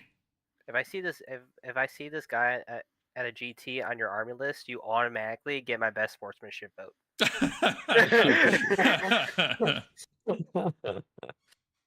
Oh boy. All right, moving on. Knight Relictor. This somehow went even better, right? Like, it's still basically an empty war scroll with the priest keyword. But look, there's an ability, and it's good. It's actually good. In the shooting phase, you pick an enemy within 12, and on a 2-up, -1 ward. So 6-up wards, just gone. 5-up ward, now a 6-up ward, which are also known as trash, on a 2-up. And he's still chanting stuff. Cool. Amazing. You want to make this better, Paul? What if What's I that? told you there was a model that could just shut it off, though? Okay, yeah. Well, we'll get there. Even when we talk about him, we'll remember this guy, because he's still good. You know what the best thing about him is? That Relic Maul, guys. That really dangerous Relic Maul. 3 attacks. How did he lose attack? threes. How did he lose He it? did No not. Nope. abilities on it. There's always 3. Yeah, no, Always 3. no abilities on it. Yeah. There is a whole Warhammer community article about that mace, Empty. because that's the only thing he had. Just empty. Fantastic. No, great model. This is one of the first painting contests we did too, so I'm just so glad he went from... I remember you guys wanted to put him in F tier, and I said, no, he's D tier, because if he gets cheap enough, he will be good. And then he did. And then he kept getting cheaper and cheaper and cheaper, and became S tier. Yeah. 90. That wasn't a single data slate. This guy started at 150, around 140, the same as Lord Relictor, and 140. 140, and then kept dropping 10 every data slate until it came down to 90. Mm-hmm. Yeah, that 90 points is the right cost for him. 120 is the right cost for this model. They are doing well sometimes. I don't think he's S tier. Like S tier is going to be a little different in our next reviews. We're kind of changing it up. S tier is like, this unit's overpowered. It's too good. It's a problem for internal balance. Maybe you're going to use it in every list. Like, you need a very, very good reason not to use this unit. A tier is like a little bit less than that. A tier is basically the new S tier. What we used to call S, we're going to call A. I think this guy's A. I think he's very good. Yeah, it's for 120. Like definitely. Yeah. There's so much. I mean, like think about just death. Like if you have any type of death in your meta, like you just take away one of their wards, like -1. Like it's so good. Everything has wards. There's no army without wards now, right? Like I genuinely think every army has a ward in some way. Maybe cities? No, they get wards too, right? Like, yeah, they get defensive wards. There's just every army has a ward. Yeah. If nothing else, I think you can pick an endless spell and remove the ward. Because all spells come with manifestations come with a 6-up. Yeah. What about his celestial fanny pack? Yeah, he looks like he's a storm dad taking his kids to the beach, you know? I want to know what's inside there. Sunscreen. Yeah. Oh god, I think I remember reading this once. They actually explained it. I think it's like the bones of a martyr or something. Yeah, they take it out and put it in that relic sensor, and that gives them storm blasts. They burn the bones, and that wards off it gives demons. Them lightning powers. Sounds like some anime gives stuff. Them lightning power. Yeah. All right. Knight Vexillor might be the only S tier hero. Maybe. I'm not. He's very good. What makes him incredible? I love him. Yeah. What makes him very good is a combination of things. First off, he's control 5 by himself. So right off the bat, he's outnumbering a lot of stuff. His ability, Banner of Reforge, you get to pick D3 units in any hero phase. My hero phase, my opponent's hero phase, doesn't matter. You get to use this ability. So you get to drop him into play on your turn, take an empty objective. As soon as your opponent's turn starts, bam, all of my dudes have +3 control score on this thing. He is just a control god. And you slap Staunch Defender on that, or the Nullstone Pendant, and nothing beats this guy on control. It's crazy how much he can beat. Then it also heals stuff. The healing also stacks, so if you bring multiple Vexillors for some reason, you can do 3d3 healing every hero phase, which is pretty wild. Yeah. I'm so glad he's playable. He's probably one of the best looking models from Dominion. Yeah. Dude. Yeah, and it makes that big flag he has really sort of narrative and cinematic. It has a huge purpose now, whereas before it was what are you doing? Yeah, I don't know if you watched the Realms of Ruin. Oh, go ahead. No. Oh, also all the other Vexillor models that we have from last season. You can use for this if you don't happen to have a Dominion one, so that's cool. You should have a Dominion one though. It's so cool. Yeah, it's the best Vexillor. What about the 5 Meteor Vexillors you have going? They are in the retirement cabinet, and they're not coming out. That's my little ruination chamber. Yeah, Vexillor is... Be upset when you pull the tar loan out next week. Yeah, they're just gonna give me the side eye, when's our turn? When are we coming out? Yeah. Vexillor is a candidate for S tier, I think. I'm not convinced. He actually just looks better after the Legend stuff comes out. There's a control-based unit in the Legend stuff that is just really good, I think. Sneaky good, let's call it. Definitely an A. Definitely A. At least A. Yeah. Because you don't he's an exemplar, so he doesn't take up a regiment slot by him. He doesn't take up a regiment hero slot by himself. Yes. Yeah, counts as a unit, so which is you. Yeah. In our army, that's big because we can take 3 heroes and still be 2 drops, which is very good. Yeah. My honest list is 2 drops, and I kind of like it. I feel like 2's probably a really good place to be. 2 is the new 1 drop. Yeah, 2's 1 drop lists don't look like good lists to me. Nope. You will be punished heavily if you take a 1 drop list. That's you give your opponent so much stuff that you can easily play. Everything around, is generals. So. Well, it means you only have 5 units, and they're all generals regiment. Yeah, that's just bad. Raptor's gonna be really happy. Can the Knight Vexillor bring back models, or does it only heal? Aiden, it only heals. It does not return models to a unit. An ability has to specifically say it can return models. Healing on its own does not return models. So it sucks on like 2 wound infantry, right? Because at most you're going to heal 1 wound. But then the +3 control is like insanely good on 2 wound infantry because they're so high number. If you have a squad of 10 Vanquishers, they're now 14 control on an objective.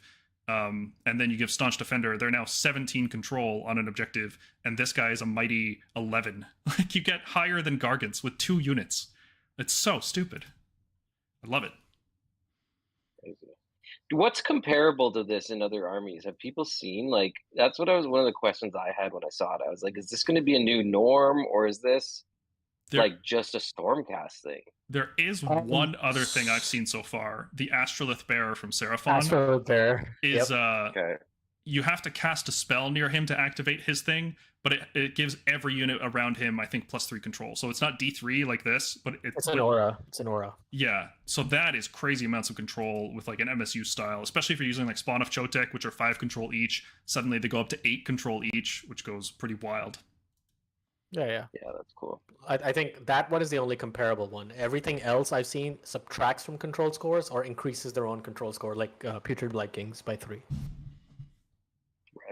Yeah, and he's only 120, like Nils in the chat said. He's just, I love it. This is, if he was 140, 160, I might not consider him, but 120 is just the right point value. 120 is the perfect one. Yeah, is the perfect price point. Yeah.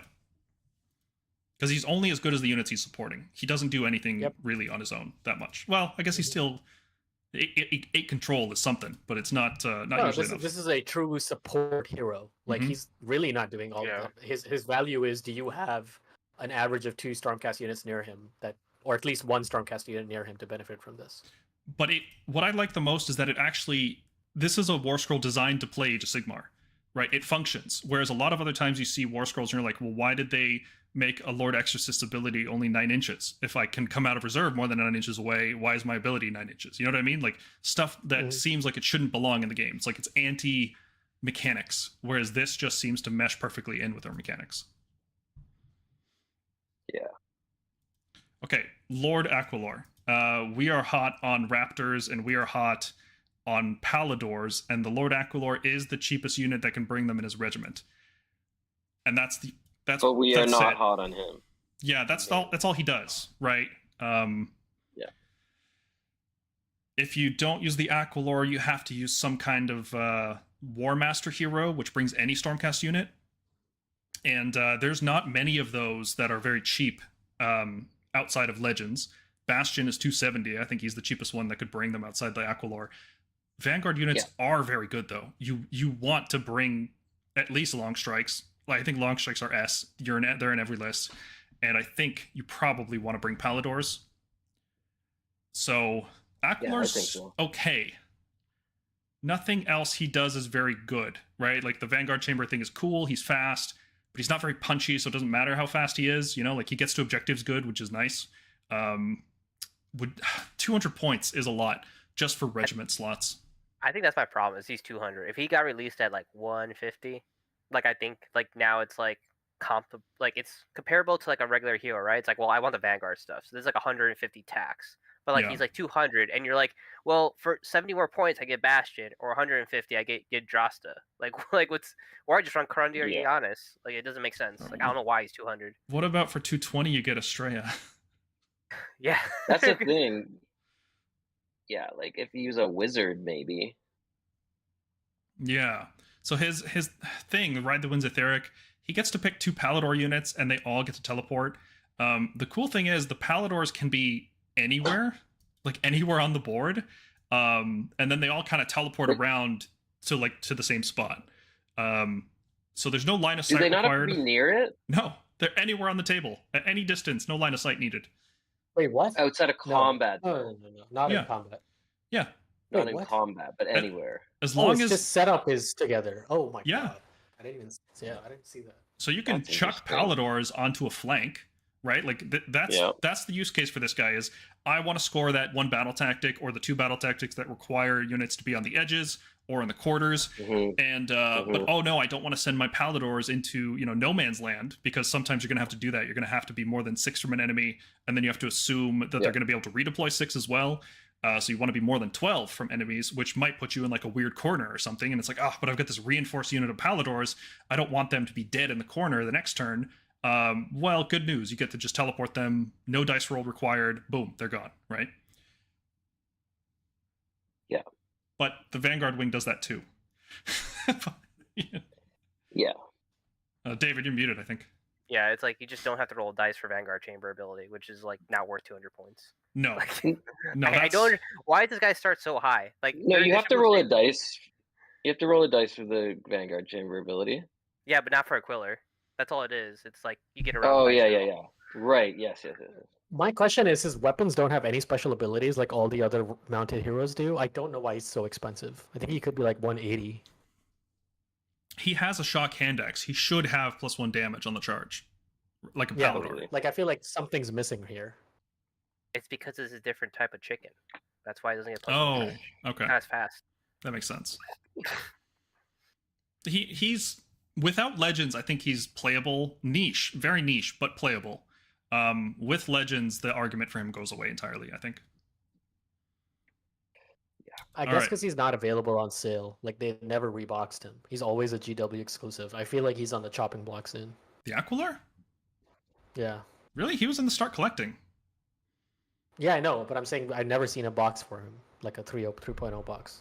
Oh yeah, that's true. Okay. Lord Celestant on foot, keeping the Night Quester company down there in the F tier, which is amazing that this guy has been F tier every single version of him since first edition. He has been just terrible and bad. That is truly impressive. You could maybe make a case for the Quester in second edition, right? Nah, not this guy. Just never good. The only use case he had in second edition, you remember that 1-drop battalion that like dropped you like I want to say Liberators and Judicators? It was like a really stupid battalion that used a Lord Celestant, and that was the only use case. Was he required, or could you use a Castellan instead? No, he was required. Okay, so he was more usable. That would keep him out of F tier, right? If a battalion needed him. I just never used it. I just did double tap long strikes. I didn't care. Okay, he's just bad. Why is he bad? Because he doesn't do anything except fight with a unit.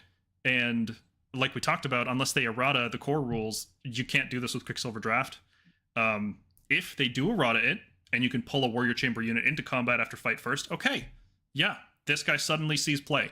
Because you drop him with, 10 decimators on an objective, and as soon as somebody charges you, well, guess what? I'm fighting first, and I'm going to pull in my decimators who are going to fight first. So you better have a lot of melee damage, and you better be durable enough to survive that. Want to know what's the kicker for this unit? His melee weapons literally called Weapons of Legend, and all you get is crit auto wound.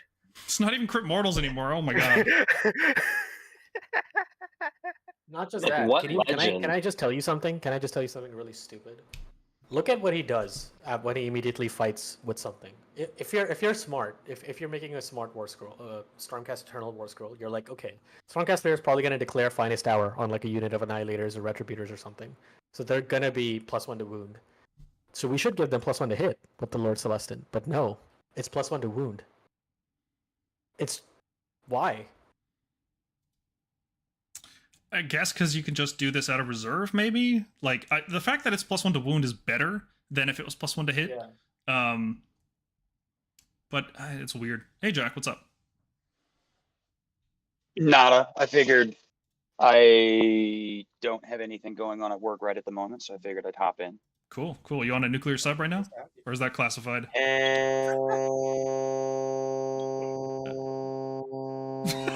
What? The government got him. The government got him. Mute him. Okay. Jesus, what was that? The government got him. Okay. Jack, I hate to mute you, man. Message me when it's working normally. Like a foghorn went off. Water. I asked about the nuclear sub, and it's like, nope, that's the kill switch. It's over.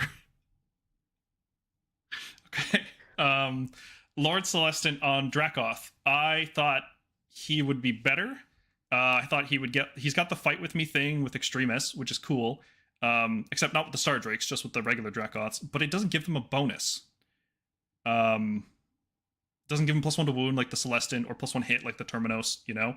So these are questionable bonuses. Do you think we could not bully, sorry. Do you think, just like, remember how our players got the Ren changed on their Gorgontas, I want to say? Yeah. You think At the you very think we could at the do very that beginning for of the- third. Yes. Do you think we could get that done for the Lord Aquilor? Just be like, is he supposed to have +1 damage because he has a shock hand axe like the Paladors? Yeah, like what the I hell? think So it's worth asking. Yeah. we can ask him. Yeah. Okay, so Celestant on Dracoth, he gets a lot better if they errata the Quicksilver Draught. Otherwise, he might be F, right? Like there's no reason to use this guy. Nope. Does he give you a bonus if he fights immediately? No, he doesn't. So okay. What's the point? Yeah. Also, that's a good question. What are his points? 190. Okay. No. I'd rather just use more Dracoths. Doesn't, yeah. I guess is there how much is a single Dracoth? Like if you were to take one, like one Desolator or whatever. 120. They round up. Ugh. Nope. Yeah. Nope. Yeah, I wouldn't pay 310 for a Desolator in this guy. Mm-hmm. Okay. So yeah, probably F tier. Hopefully not. Jack, you want to say something? I think you're working it. I think the foghorn's over. Yeah. Okay. Well, I was looking up the Quicksilver Draft. Yeah, it doesn't. Unfortunately, there's a core rule that prevents pulling strike first and strike immediately units together. Okay, so I thought, all right, so what about strike normal and strike last? So strike immediately effects, or like fight with me, I'm going to call them. They specifically in the core rules say those abilities do not get around the constraints of strike first and strike last. Okay, all right, well that makes sense. Yeah. So it's like you specifically says like you could not pull in a unit that has strike last or strike first unless they also had strike first. It's not worded very well. We're hoping it gets changed. Yeah. Okay. So so what you're saying is this is another instance where we have a war scroll that has a rule that is clearly supposed to work a certain way that does not interact with our faction rules. No, it's more like the core rules account for this interaction now. They didn't before. And the core rules say you can't do this, you know? So you can't charge a pack of concussors and the LCOD into combat, have the LCOD get the 3-up extremis strike first and pull the concussors in. Correct. You cannot do that. Okay, to be clear, if there's no other strike first or strike last on the table, you pull the concussors in, but it's just their normal fight. But don't they have to fight immediately? So after the fight is resolved from this guy, right? Then you pick a target. Mm-hmm. You pick the target when you declare the ability, then you do the fight, then you fight immediately. So it's still a separate activation. If the unit has strike first, it can't be picked to fight until all units with strike first are done. So that's the constraint. Right. And because you can't get around that constraint, you can't, like, for example, if you had 2 strike first units and the fight immediately, you don't fight with all 3, then your opponent gets 1. So it's normal. Okay. So, all right. So let's just theorying it here. Not that it would make any fucking difference, right? Yeah, it doesn't make any difference because even if you gave the Dracoth unit strike or the Stormdrake Guard unit strike first with the Extremis subfaction ability, and the LCOD had the Quicksilver, they would still strike first anyway, so it doesn't matter. Yes. Yeah, it's functionally it's for normal combat activations to get a +1, like an extra activation before your opponent in normal order is what it is. Yeah. Right. In the chat, somebody asked, or Original Elephant, don't War Scroll rules supersede core rules? Yes. However, it has to be a direct contradiction. And in this case, it doesn't say, this is opposed to whatever core rule that prevents this. For example, if you have an ability that says you can run and charge, well, that's a direct contradiction from abilities that say you can't charge if you ran. So the contradiction wins because it's more specific. Right. Since this is an indirect contradiction, the core rule stands. But we'll see. Maybe this will get eroded away. But for the time being, I don't like the Lord Celestant on Dracoth. Maybe we're misunderstanding it. I could be wrong, and that would change my evaluation of this whole index very much. We'd be a lot stronger. But okay, let's talk about Bastian, who is not a War Master, right? That's the first thing worth mentioning, which is good. He can take any Stormcast unit, and he has none of the drawbacks from it, like most War Masters do. He doesn't have a target. He's not worth 2 VP to your opponent when you kill him. He can be, doesn't have to be.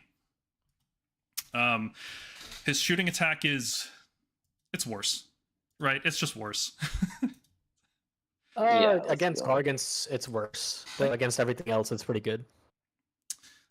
I like that it's 2s. That's good.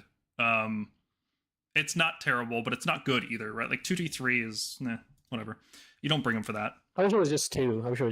I don't like D3. Yeah. He's a free all-out attack every phase that you can use all-out attack. That's awesome. Which is great. If you fight, especially shooting out of as phase. well. Shooting, yeah, combat. Shooting and Yep. Your opponent's That's combat huge. phase. Free all-out attack is great. Very, very good. Command points are precious. We don't want to be spending them on all-out attack if we can avoid it. Especially like all-out attack is the premier +1 hit buff, right? It works on companions too, which is very important for us because we have so many mounted units we want to attack with. So that is very good. Before we talk about the deployment one, because that's really where a lot of the controversy is going to be. His melee is okay, right? 16 on 3s, 2s, 2. Crit auto wound. Like, what happened to all our heroes having crit mortals? Why don't we have that anymore? Because mortals want to be really special with them. I don't know why Liberators have them, so don't ask me that. But I can see like why Celestant Prime has it. But I feel like mortal wounds just cause a lot of like feels bads when like people spike. Yeah. So they want to point it appropriately. Like I think this guy's 270. Yes. I feel like if they put mortal wounds on them, he would be 340 or 330. Crit auto wound when you wound on 2s is just not great though. Really a very weak effect. You say that, but I actually like it because, like, there'll be times when he'll have a -1 to hit, and I'd rather not roll a bunch of 1s. And that's happened. As someone who's played Grandhammers, I'll roll like 10 attacks, 2s, everything hits, great. Then I roll 4 1s. Ugh. Yeah. Well, that aside, he can heal 4 instead of fully healing, which is a strange nerf. I don't know who was having, maybe the addition is just that much less lethal that even though he doesn't have a 4-up board anymore, he was like too durable and they had to nerf it. I don't know. Didn't seem broken. No. Fashion was really meta defining, huh? Well, like it heals at most 3 fewer than it used to, right? It's still, most of the time you were healing about 4 or 5. Or dead. You were dead and you didn't get to heal. Exactly. That's what was happening. For Bastian, does his deployment ability work on a unit that was deep striked? All right, so let's talk about what Castellan of Azir does, and importantly, what it doesn't do.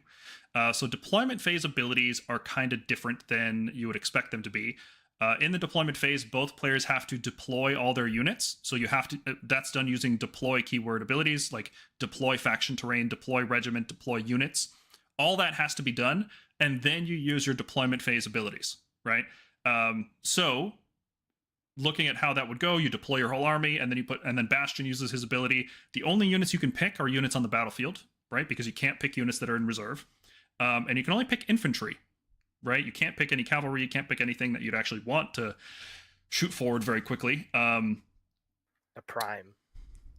Yeah, you can shoot Celestant Prime forward. He can have a 24-inch Alpha Strike if you just pay another 270 points on top of that 560. Or the 360, I mean. Yeah. Like, it's a lot of points to throw away Celestant Prime, but you can. what's the use cases for this? John, you pointed out a really big one that I hadn't seen before with the long strikes. Oh, I don't remember. Okay. Yeah, you I'm leave too into my painting right now. I'm just Okay. listening. Sorry. All right. I mean, if With you're going, Bastion? yeah, Bastion moving long strikes. Well, you just have them on the front line, and then you pull them back. That was one use. If you're going to do that, you Yeah. can just, put them in reserve. There's no reason to do it that way. But one thing you pointed out was a lot of armies are going to try to score Seize the Center as their first battle tactic. Right. And Yeah. that is just outside of 18 inches, usually, of what we can shoot at. And we want to be able to shoot guarded heroes, especially. So if you use Castellan of Azir, and you move long strikes 5 inches forward, they haven't moved during your turn, so they can activate the ignore guarded hero. So any heroes that move forward into the middle of the board can get sniped. And also any units that move into the middle of the board to try to score Seize the Center, you can covering fire on them, maybe even kill one and deny the battle tactic. Yeah, and I honestly think that's going to be like 80% of turn one battle tactic. Like a lot of people are going to do it. So there's going to be all sorts of counters like this. So you can use this move and still move, right? So you get double move essentially if you take turn 1. Yes. Yeah, because this is done in the deployment phase. I could see something like you can push Aetherwings up with this. You can push them 24 inches up the board. Suddenly all the Raptors are hitting on 2s. They're not infantry. They're beast. yeah, they're beast. Right? Oh, is it only? Oh, infantry. Ooh, boy. Okay. Beast. Yeah, that's what I was looking up just then. So I guess like in a way you can do like I said, objectives are a lot smaller. You can't get to them with a simple run unless you're right on the line. This lets you get there pretty reliably for slow infantry that moves 5 inches. There will be a list that brings max prosecutors with this, and you just fly, my pretties, just all over the board. Yeah. I was about to say that. Like prosecutors actually seem nice. 'Cause you can move 12, and then you charge. Then you move another 12, and then you 3d6 charge over whatever you want. Yeah, Right? that's pretty good. That's pretty good. Yeah, but prosecutors are too expensive to do that. For Yeah, that I mean, to be a I'm good not list. going to do it, but like someone else could do it. Like, It sounds like Yeah. it sounds like a fun list that belongs in our fun list channel for sure. I would have liked redeploy actually. Like just shuffle up units from Deep Strike, just keep deploy it on the other edge of the board or Yeah. other sections of your deployment. It would have been cool to like swap units in and out of reserves with this ability. That would have been really cool. But you can't do that, unfortunately. All right, Lord Imeratant. This is we did a 180 on this guy, huh? He went from like maybe D tier to like, oh boy, is he ever A tier? So Lord Imeratant isn't the unit he used to be. Before, he would send one unit down more than 7 inches away from enemies. That whole concept is gone, right? He's no longer the take your time, methodically planning, drop one unit after one unit after one unit for 3 turns. Now it's all just like one big boom. Like the Lord Imeratant comes into play.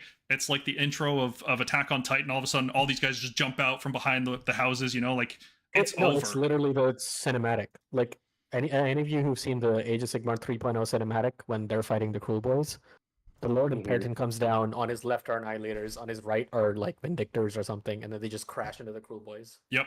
That's what it's all about. That's the cinematic feel they're going for with the Imeratant. The problem with that cinematic is that there was only one Imeratant there. And what we really need is 2, maybe even 3 Imperatants. That's how they're supposed to play as a trio, So what he does now, instead of the 7-inch deployment, you get to pick 3 units around him that were set up using Scions, and each of those units can move D3. Which really sucks if you're looking at it just as like, I want to play Grandhammers, and now, I have to deal with redeploy, and then also I have to deal with the fact that I'm not getting a 7. Sometimes I'm getting an 8-inch charge. Yeah, but what if you had a 3d6 charge dropping the lowest dice, and also 2 Lord Imperatants? Then it suddenly doesn't matter what your opponent's redeploy is going to be, right? Right. It's like a you better be nuking something big because it's a lot of points. Yeah, but like then the Imeratant just he's also probably going to have Shock and Awe, so all the units you drop in to do this with are going to be -1 hit that round. So if you're taking the top of round 2, that would be ideal, I guess, for this whole scenario. And you're dropping in like a bunch of Judicators, a bunch of Decimators, because here's another thing: it's not infantry. It's any Stormcast unit. You can drop Dracoths into Yeah. play. You can drop Paladors part's into play. cool. Stormdrakes can come to Karazai can come into play with this. You know, like there's no limit on what unit can use this. It's really, really good. I'm just watching the equivalent of Sigmar like ordering a nuke strike and just Karazai. It's also like I will say like people are really low on Grandhammers because of replay. But basically, like we said, the playstyle around them is completely changed. They're not if your opponent knows that you have something like that, they'll try to like maintain a minimal screen and only try to show you one unit to deep strike in the face of, and then redeploy that unit so you can't charge them. But turns 2 and 3, space opens up on the board as people move things, Yeah. forward. They create little holes, and the Lord Imperatant being able to come down with Grandhammers and then move D3 and then be like, okay, if you redeploy this, don't worry, I can just charge this, and then combat ranges are all 3 inches, so you can still pile in and hit what you wanted to. So don't be so low. That playstyle is still viable. However, the points are like weird. They keep raising the points on him every time. I don't like it. He should go. Okay. Obviously, being able to use multiple Imperatants and move units 2d3, 3d3, that doesn't seem intentional, right? Like that seems like an oversight to me. I'm gonna. Yeah, I think so. Look, it's written. This is how it is. But it works. Until they errata it. This is their intent, right? Their intent is whatever they write. And we don't know their intent aside from what they write. All we can do is go off what they've written. So we are going to evaluate it as if you can bring multiple Imperatants. So the question is, would you pay 320 points to have a 2d3 move for all of your unit for 3 units out of Scions? And I think a lot of players will do that because that's a very good, very, very reliable way to charge turn 1. No other army can really do that. Yeah, if you build around it, sure. Yeah, that's the whole playstyle. Your whole list is around that, Mm-hmm.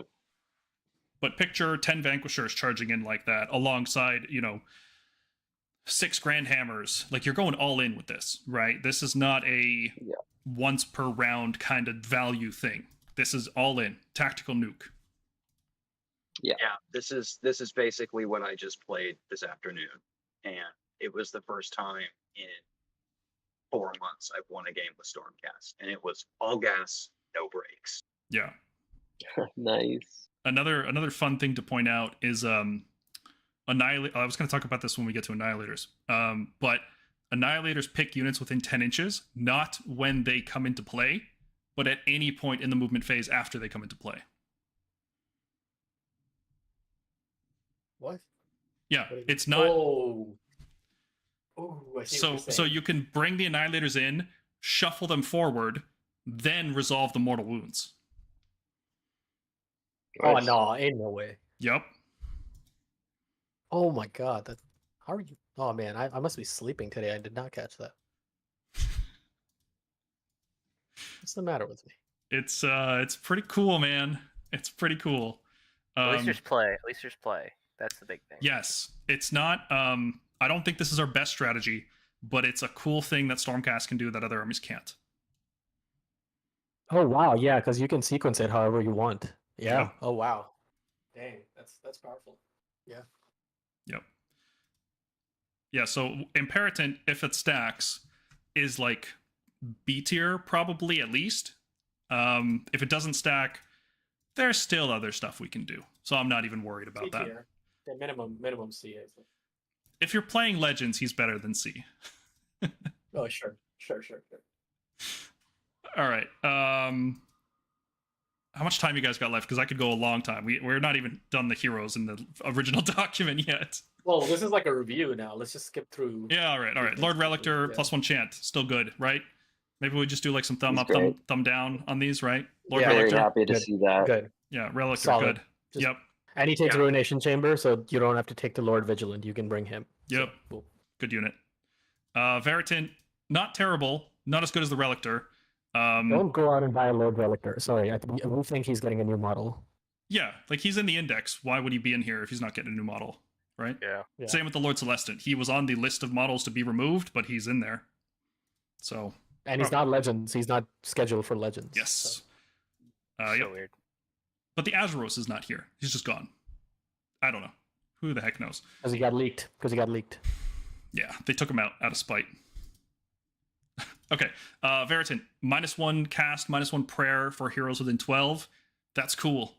That's actually really good, right? And it's an unbind on a priest. There's a lot of value here. But how much do we really want that versus having just +1 more reliable translocations and blessed weapons? Or -1 to enemy wards? Like, how much do we want the Veritant over the other priests? And I think the Veritant's just the worst one. You know, like, if we're in a magic heavy meta, she'll see play because -1 cast and unbind is a good combo. That's about it. That's all I got. She's good. How many priests want to come out and fight that? Like, she needs to be really aggressive, like the Lord Veritant does. And like, I'm not sure how many wizards and priests want to be that close to her. She Maybe just I'm missing drops something, in but- play, just out of Scions. Yeah, I I was thinking guess. how I would use her. I'd just drop her in and try to get a 12-inch bubble. Yeah, 6 Reclusians in front of her. Yeah. Yeah, I can see that. Sure. Thumbs up, down. I'm up. Personally, I'm yeah. up. Okay, cool. Neave and her companions. No, they're junk. How many points is this? 360. Oh, Yeah, it's way yeah. too expensive. Way too So expensive. intense. It's a points issue. Just want to be clear, it's a points issue. Yeah. 300 would make them playable. We'll talk more about this in the review in detail. It does need a detailed explanation, but basically she's too expensive for what she does, and her teleport is on a 3-up now instead of a 2-up. So, yep, that's unfortunate. Yep. Okay, Vandus, double thumbs up. Vandus is really good. We talked Very about good. how control is good. This guy gives +3 control to all warrior chamber units, just all the time. He drops out of play, drops out of Scions on an objective. Boom, +3 control to everything. Your opponent doesn't know where your +3 is going to go, and it's per unit. So if you have 3 units on that objective, Vandus doesn't even have to be on the objective, and he's worth +9. Like, Yeah. it's so crazy. It's crazy. And then he has this like fight with me thing. It gets +1 hit for a warrior chamber. Cool. Like, that's whatever. He does relatively good damage, right? I think it's like 12 + 8, about 20 max damage in 20 melee. and D3, so 22. Roughly, overall, this model on average is like max. Yeah. Max is 22. Which is good. And it all wounds on 2s in melee. He doesn't need to Finest Hour. He just works. He's good. And I think he's like 200 points, 230. It's not the Yeah, best. 230. Not the best, but it's good enough. If you're playing the control thing, you bring Vandus for sure. Yndrasta. This is going to be some hot takes, right? We've known about Yndrasta for a while. What's our opinion on her? I'm down. I'm thumbs down on her. I think she's too expensive. That's my problem. I I think it's think a great thumbs war up. scroll. I think she's just too expensive. I think she can't be below 300 because her damage is freaking amazing. But I think she does need to be like 310. I She think the can take situation with all her, Stormcast. Yeah. And no, She I can think take that any this- Stormcast, which is good. Sorry, Jack, go ahead. which is good. That's No, I think it's going to be a situation where if you are playing against a centerpiece monster and you didn't bring a Templar, she's going to feel like S tier. Every other time, she's going to feel subpar just because she's too expensive. My problem with her is that any monster you want to kill is usually also a hero, and we've got long strikes that are anti-hero. They're Ren 3. yeah, They don't die after it, and they don't give your opponent 2 VP because she's a War Master, right? Like, Yeah. she's she's also, I'm gonna say, she's lost a 4-up ward. And if you listen to this podcast by Jeremy Visere, who's like a really good Canadian player, I think, Mhm. he mentions that in the meta going forward, you are not going to see a lot of monsters. It's a lot of liability. Monsters are actually a liability. yeah. The fact that control just works so much better for infantry, and there's no battle shock anymore. So many armies are just going and to too pivot. too much on monsters is reliant on companion weapons, which Yeah. don't benefit from force multipliers the way most stuff does. Yeah. So I am down on her. I don't think she's unplayable. It's just I personally probably won't play her in a competitive match. Just take off. Which is 40. sad. The war scroll is amazing. Like, that's Yeah. what I got perfectly right. Like, she feels like, Sigmar's personal huntress. And it's a points issue. Drop her like 30 points, 40 maybe, and we're talking. 40 Yeah, points, agreed. get rid of Yeah, War that'd be Master. awesome. Yeah, I'm all over that. All right, Drakesworn I think she'll Templar. always keep the War Master. You want to keep the War Master? No, I think she'll just keep it. I don't think they'll take that away. I hope they do. War Master, I'm okay with. I can work with War Master because that's a seasonal thing. Yeah. I don't like Yeah. 340. Yeah. All right, let's talk Stardrakes. I guess Drakesworn Templars first. So they lost their cast aura, +1/-1. That's gone. But Rain of Stars is still there, Who and cares? Rain of Yeah. Stars still just like a cannon in their mouth 24-inch shooting. It's the only 24-inch shooting we have, I believe. in Outside of Legends. Yep. Yep. And it's attached to a 12-inch flying move that is also really tanky, 18 health. And this is a good target for Quicksilver Draught to fight first once per game. Yes. Yeah. The damage is good. Not great, especially not for the cost. Like, we can get way more damage output from infantry or cavalry. But it's nice to have a big monster that actually hits like a big monster should hit, right? Yeah. Totally. The big health is also good with the Extremist Chamber, and the big health is really good with healing. So, like, you stack a bunch of Relictors or Vexillors to heal this guy up. Life Swarm heals 3. Give this guy a 5 Life up. Swarm, yep. Yep, 5 up ward from, like, Praetors or Envoy of the Heavens or Toralon, and he gets tanky, and healing gets really good. And then this Rampage gives him, like, tremendous damage amp when he's fighting hero monsters. Like, huge. It's like Yndrasta's damage is not very impressive compared to the Drakesworn Templar. He just murders monsters all the same. It's very good. Yeah, it made Yndrasta's stuff look like subpar, which was funny because when we first saw Yndrasta, we were like, "Oh wow, that's so much damage against monsters." Yeah. You see a Templar, you're like, oh my god. Yeah. He's the monster killer. He's the real monster killer. Yep. Well, Only 120 more points. Hmm. but the issue I think between the two of them is, and this was what I was explaining to my son. The Drakesworn Templar is a sledgehammer. Yndrasta is a scalpel, because you can drop her into play, and her base is small enough that she can hop over screens to get to that centerpiece monster. Yeah. When you drop her. Totally. Yeah, I agree. That's one of the things about Yndrasta I like. But unlike Yndrasta, this guy doesn't give your opponent 2 VP when he dies, and you can strike first with him, which is great. Yep. And he has Azerite Halo. Yeah, and it's defensive strike first too, which is like you just this guy's the base is best. so big. You stick him on one side of an objective between 2 pieces of terrain. Exactly. Your opponent has to kill you to get onto that objective, and you strike first. It's great. Mhm. So yeah, Yeah, thumbs up. awesome. Yeah, Templar's okay, playable. Not the best Stardrake. I actually think the other one's better. Which is yeah, we'll see. Karazai, 500 points, same melee as Krondys without casting, but he gets -1 attack against him, which is very big. It's actually very, very big. And when you consider that Krondys' casting is just probably not doing anything round 1, so you're getting like round 2, 3, 4 casting with Krondys, like it's actually not unreasonable to think about using Karazai instead, especially if you bring Praetors to give him 5 up board, make them Honor Guard to also give him -1 attack. So now everything is -2 attacks against Karazai, and then you bring like a Prismatic Palisade to stop people from shooting Karazai. Yeah, that can work. You would honestly. just avoid him at that point. Because like you couldn't kill him.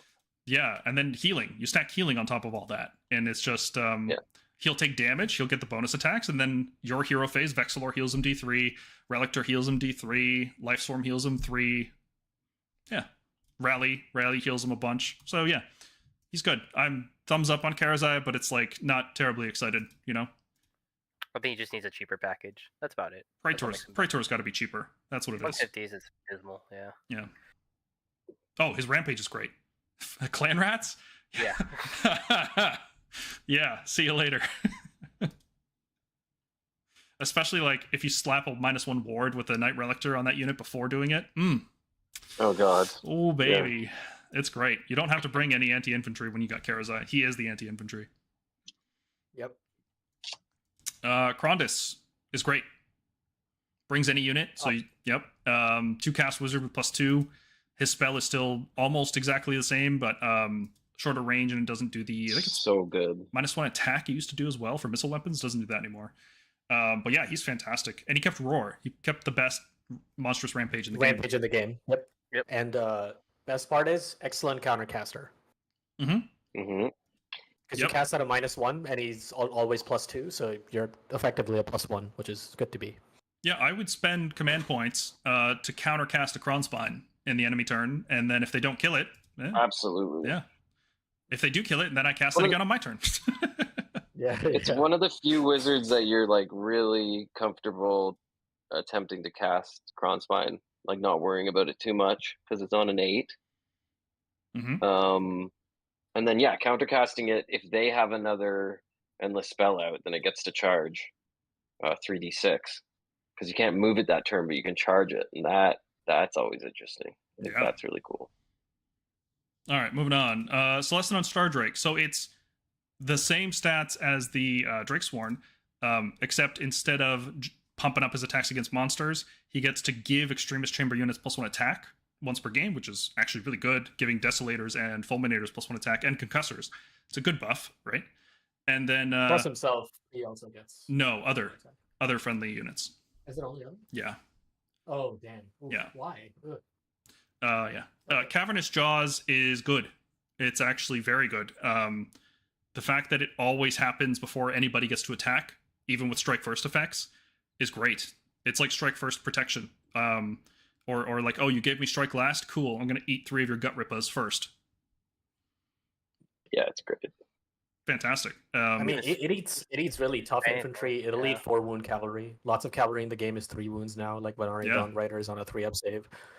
Putrid Blight Kings are now 3 wounds, and they're gonna have a 5-up ward natively. So yeah, like just eating them outright is great value. Very good. Yeah. And this ability used to be only within 1 inch, right? Yes. And now it's just combat range, which is crazy. Yep. It used to also, if people had damaged models and you picked one of those to eat, you're not getting as much value. Now it just doesn't doesn't matter how much damage is on the unit. 3 of those models are dead, and the damage carries over still because it's on the unit rather than on You the could model. eat a foot hero with this, right? You could, yeah. It's equal or greater. Try. Yeah, roll oh, 3 and dice. equal. If I roll a 5. It used to be only greater. So that changed, I think. Now it's equal. That's huge. You could eat Varangard. Yep. That's You great. could. Yeah, you could eat equal's that. massive, actually. I didn't realize that. Yeah. Wow. Connor Stevens wants to know what is John painting? Oh, Best unit in our book. Show him. Paladors. Yep. John is going. He's got chicken on the brain. He's got 12 of them, I think, and he's gonna. Yeah, I'm going full Palador. It's gonna be crazy. Aetherwings. Nope, they suck. 90 points for 6 wounds with no save and no control. And the thing they used to do is just much worse now because you have to be within 9 inches, which means you can't even drop them into play and buff a unit. And it's only against shooting. It is against all Vanguard Chamber, so Palador's shooting can benefit from it. If you care about Palador shooting, you might, honestly, with Javelins, but Aetherwings are just not worth it at all. That's actually what I was thinking about. Like, Aetherwings aren't bad with like a Javelin reinforced Palador, because you shoot in the shooting phase, you shoot in the combat phase, and you're hitting on 2s on that. Like, it's not bad. That's the use case, and it's not a great one. Not for 90 points. I can't believe they got more expensive. Like, it should be like 40. Crazy. They're so bad. 40, 50 or 40 points. I think they went up because of Envoy, so that you're not feeding this like 70-point unit to hand out 5-up wards is probably the situation. A big problem with this unit being so fragile is that it's also Vanguard Chamber, and the units that bring Vanguard Chamber are usually your general. Very limited. Yeah, it's either very limited or your general, and it's like, I want to bring Aetherwings in a list with Krondys.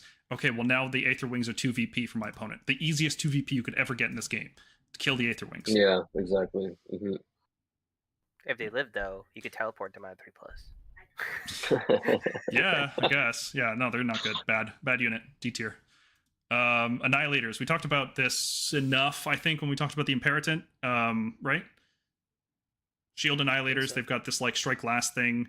Yeah, it's cool. I think it's actually cool to like hide Annihilators inside your other hammer unit, and then they get charged and you hope for 6s, and then the enemy has strike last, and then they just die because Stormcast hammers hit hard. But it's random and it's expensive. I don't know. Yeah, it's not worth it. I'll try it. I'll tell you that much. Yeah. But I like the Reinforced flavor. Annihilators. The flavor of them, like they actually look like the brace for impact, like does seem flavorful. They have big shields, like like brace for impact type of deal. It's That's better. kinda cool. It's better than what they did last edition. Yeah, they're more flavorful, I think. I think it's. Go on. If you're a gambling person, sure, you can take them. There's nothing wrong with taking 3 dice and trying to roll a 6, or 6 dice and trying to roll for a 6. Yeah. It's not the best thing. It's not the best thing. What if it? Okay, if I had a unit and I said you can pay 360 points on your hammer unit to give it a 3+ strike last effect if enemies charge you, would you consider that? Yes. That's what Probably. Shield Annihilators are. They're effectively a 3+ strike last when you reinforce them. It's worth a shot. Yeah, Try it. exactly. It's not so bad that it's unplayable. It's not a matter of efficiency. They do something you won't find anywhere else. Fair Mm. enough. Gryph-hounds, like a soft thumbs up. They're only 80 points. They go into like every regiment. They score battle tactics, and they sometimes do mortal wounds to units that set up near you. Or more likely, units just won't set up near them. So they're like a deterrent for setups, They're not bad. They're 80 points. They're not bad. Yeah. Like, we need a screen. You just need something to go die on an objective. Okay, Yeah. here's 80 points. And they So- don't have to go into War Master. They could just be with pretty much every hero, I think, could take them, right? Pretty Like, much, most- yeah. Every lord, basically. Yeah, 6 model widescreen for But the 80 thing is, points. you need to have shooters. You need to have shooters next to them. I don't think you even next care to- about that, really. I think you just have it because it's 80-point screen with 6 models. Okay. Yeah. Not exciting, but it's okay.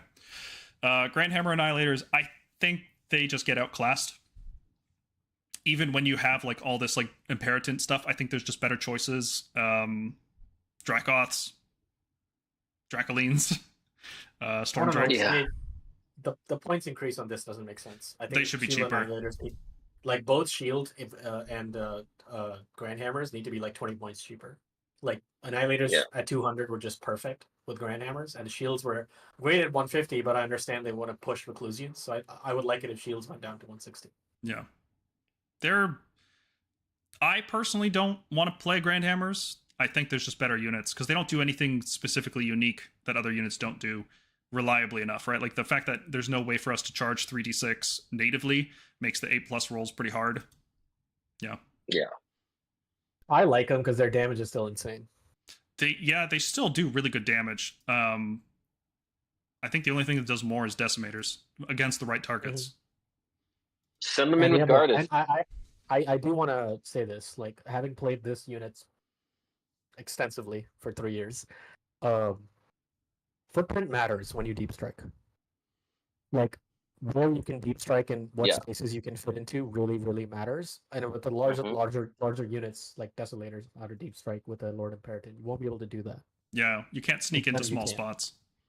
Yeah, with Annihilators you can, and people like people have to play so cagey because that triangle footprint that Annihilators have is so small. Yeah. Mergog, talk like directly into your mic because when you talk on the side, it kind of gets a little muffled. Okay, Cool. that's good. Concussors. All the Dracoths, we can kind of just talk about them all. They're all pretty similar in damage output, right? Like Concussors shut off commands, Fulminators need to charge to do the damage, Desolators need to hit 10 model units to do the damage. But they're all pretty close to each other in damage output, right? Concussors are a little bit better against worse saves, but they're a little bit worse against higher saves because they have lower max damage. But they're mostly the same unit, around the same point cost. Why are they 5 health? Like, that just sucks, Because right? Baron Guard are It's horrible. It broke my heart. Yeah, not a fan. If this was a 3 model unit, I can understand 5 health. Yeah, Like I'm- if it was 15, like I don't know why they've done this. Like it's 2 models. They're it more should be- armored than our other Cav. yeah. and they're larger. Like a Dracoth Yeah. is physically larger than a horse. It should. Well, Yeah. I don't know. right. If you go back to GW's original mission statement about how they set the characteristics, right? Dracoths are physically bigger than all of the Yeah. other 6 wound stuff in the game. They're bigger than Yeah. Morghasts. They're bigger than Croxagors. Hmm. Like this is just a penalty for like. A penalty for what? Yeah. Last edition. Yeah. Last edition. Okay, so that said, they're all playable. And all 3, because I'm not counting Tempestors anymore because they're really bad, but Concussors, Fulminators, and Desolators, I think all have a use case, especially for not using Legends. I think they really do see play. Like, they do significantly more damage than Paladors. If you're using, like, a Lord Celestant on Stardrake, which is good, he can give them all +1 attack. Like, and most importantly, they have Extremis, which is a very, very good keyword to have, right? Other cavalry doesn't have that keyword. So their damage is significantly better than all the other cavalry still, except Stormdrakes. But Stormdrakes are like crazy expensive, so I don't know. Mm-hmm. But I'm thumbs up on all of them except Tempestors. Tempestors are the only one that's actually just bad. Is there a point value at which you would play Tempestors? Same as Long Strikes. 180? 170. 170. Yeah, I think the situation is, if they're going to stay 5 health, all 4 of them need to come down like 30 points. They're too expensive. I think it's fine for them to have less health as than other units as an identity.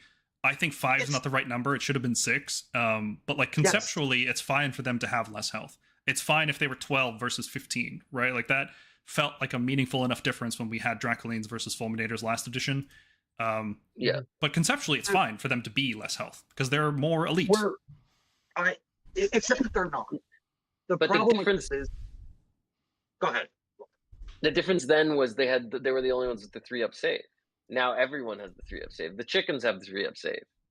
Yep. With no armor. Yeah, it's I don't, like I said, I don't like that they're 5 health, but it's like extremists should feel elite. So I think it's not. It will feel elite because you're just gonna have less stuff. Yeah. If they were still Rent 2, this would be a different discussion. Well, Honor Guard is right there. You can just take Honor Guard. It's I disagree with you, Paul. I don't rate them. I don't think that it's fine if you want to put them on the table and push them around, but I don't think they're going to win you games. I just don't. All right. I think they're decent. I think they just really need to go down like 20, 30 points. It's a It's Yndrasta problem. It's decent. It just needs to go down. It's also not a lot. It's all of it is like 10%. 20 points. It's not far away from being good. Yeah, it's like a B tier unit now. It's not the best thing we can bring, but it's still good. It's still playable. Praetors, too expensive, but they're the best, most reliable way to get a 5-up ward on the stuff you want to get a 5-up ward on. Still can't bond to a hero in reserve. Still can't use their bond while they're in reserve. Right. They get a 5-up ward as well, which is like, I guess they always had a 5-up ward when they were absorbing wounds, right? So it's not like that different. But yeah, I don't know. Same as before. Yeah, I don't. Yeah. It's the same problems they had before. Yeah. All right, gonna wait another 2 years before I run Karazai and Praetor. Got it. Prosecutors. Yeah, but before they didn't have a 5-up ward if they got attacked, so people would just target them and try and kill them. Yeah. Whereas now that's not really an option. Yeah. True. I would. Go ahead. If you replace them with Heaven Sent, you don't get to bond to a new hero, and it is a new unit, so it won't get to benefit from the previous bond. Right. Yeah. I think I would much rather Praetors work like other bodyguards where they just have to stand there, and if you roll a 1, they take damage. I would much rather have that than this. Most bodyguards are now just a 5-up ward, though. Like there's few that pass along wounds like that. I think the 5 ward's great. I like them personally. It's fine with the amount of healing we have. It's fine to have a 5-up ward. Yeah, just needs like 20-point decrease. Yeah, they're just a little too pricey. Speaking of a little too pricey, prosecutors are good, but they're just like 10 or 20, probably 20 points away from being great. You know. They're fast. They're punchy, relatively punchy. They're like flying vanquishers. They're flying vanquishers, right? Complete glass cannon, yeah. Yeah, but the 6 wounds is really bad. And flying means you can't hide behind terrain, which is how you'd love to use them is, 1 turn, score some battle tactic or something while hiding behind a big pillar, and then next turn fly out out of it and then 3d6 charge into something.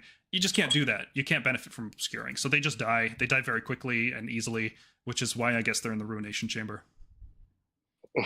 130 would actually be okay. Like 120 maybe is a little too low. That's spam territory, because especially if they have a shooting attack too. But I think 130, the same as Liberators, I think is fine.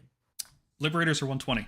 Oh, sorry, 120. Sorry, 130. 130. Just okay. 130. Sorry, 10.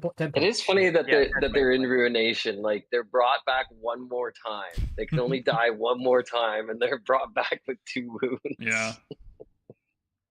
Yeah, 4-up resistance roll is cool.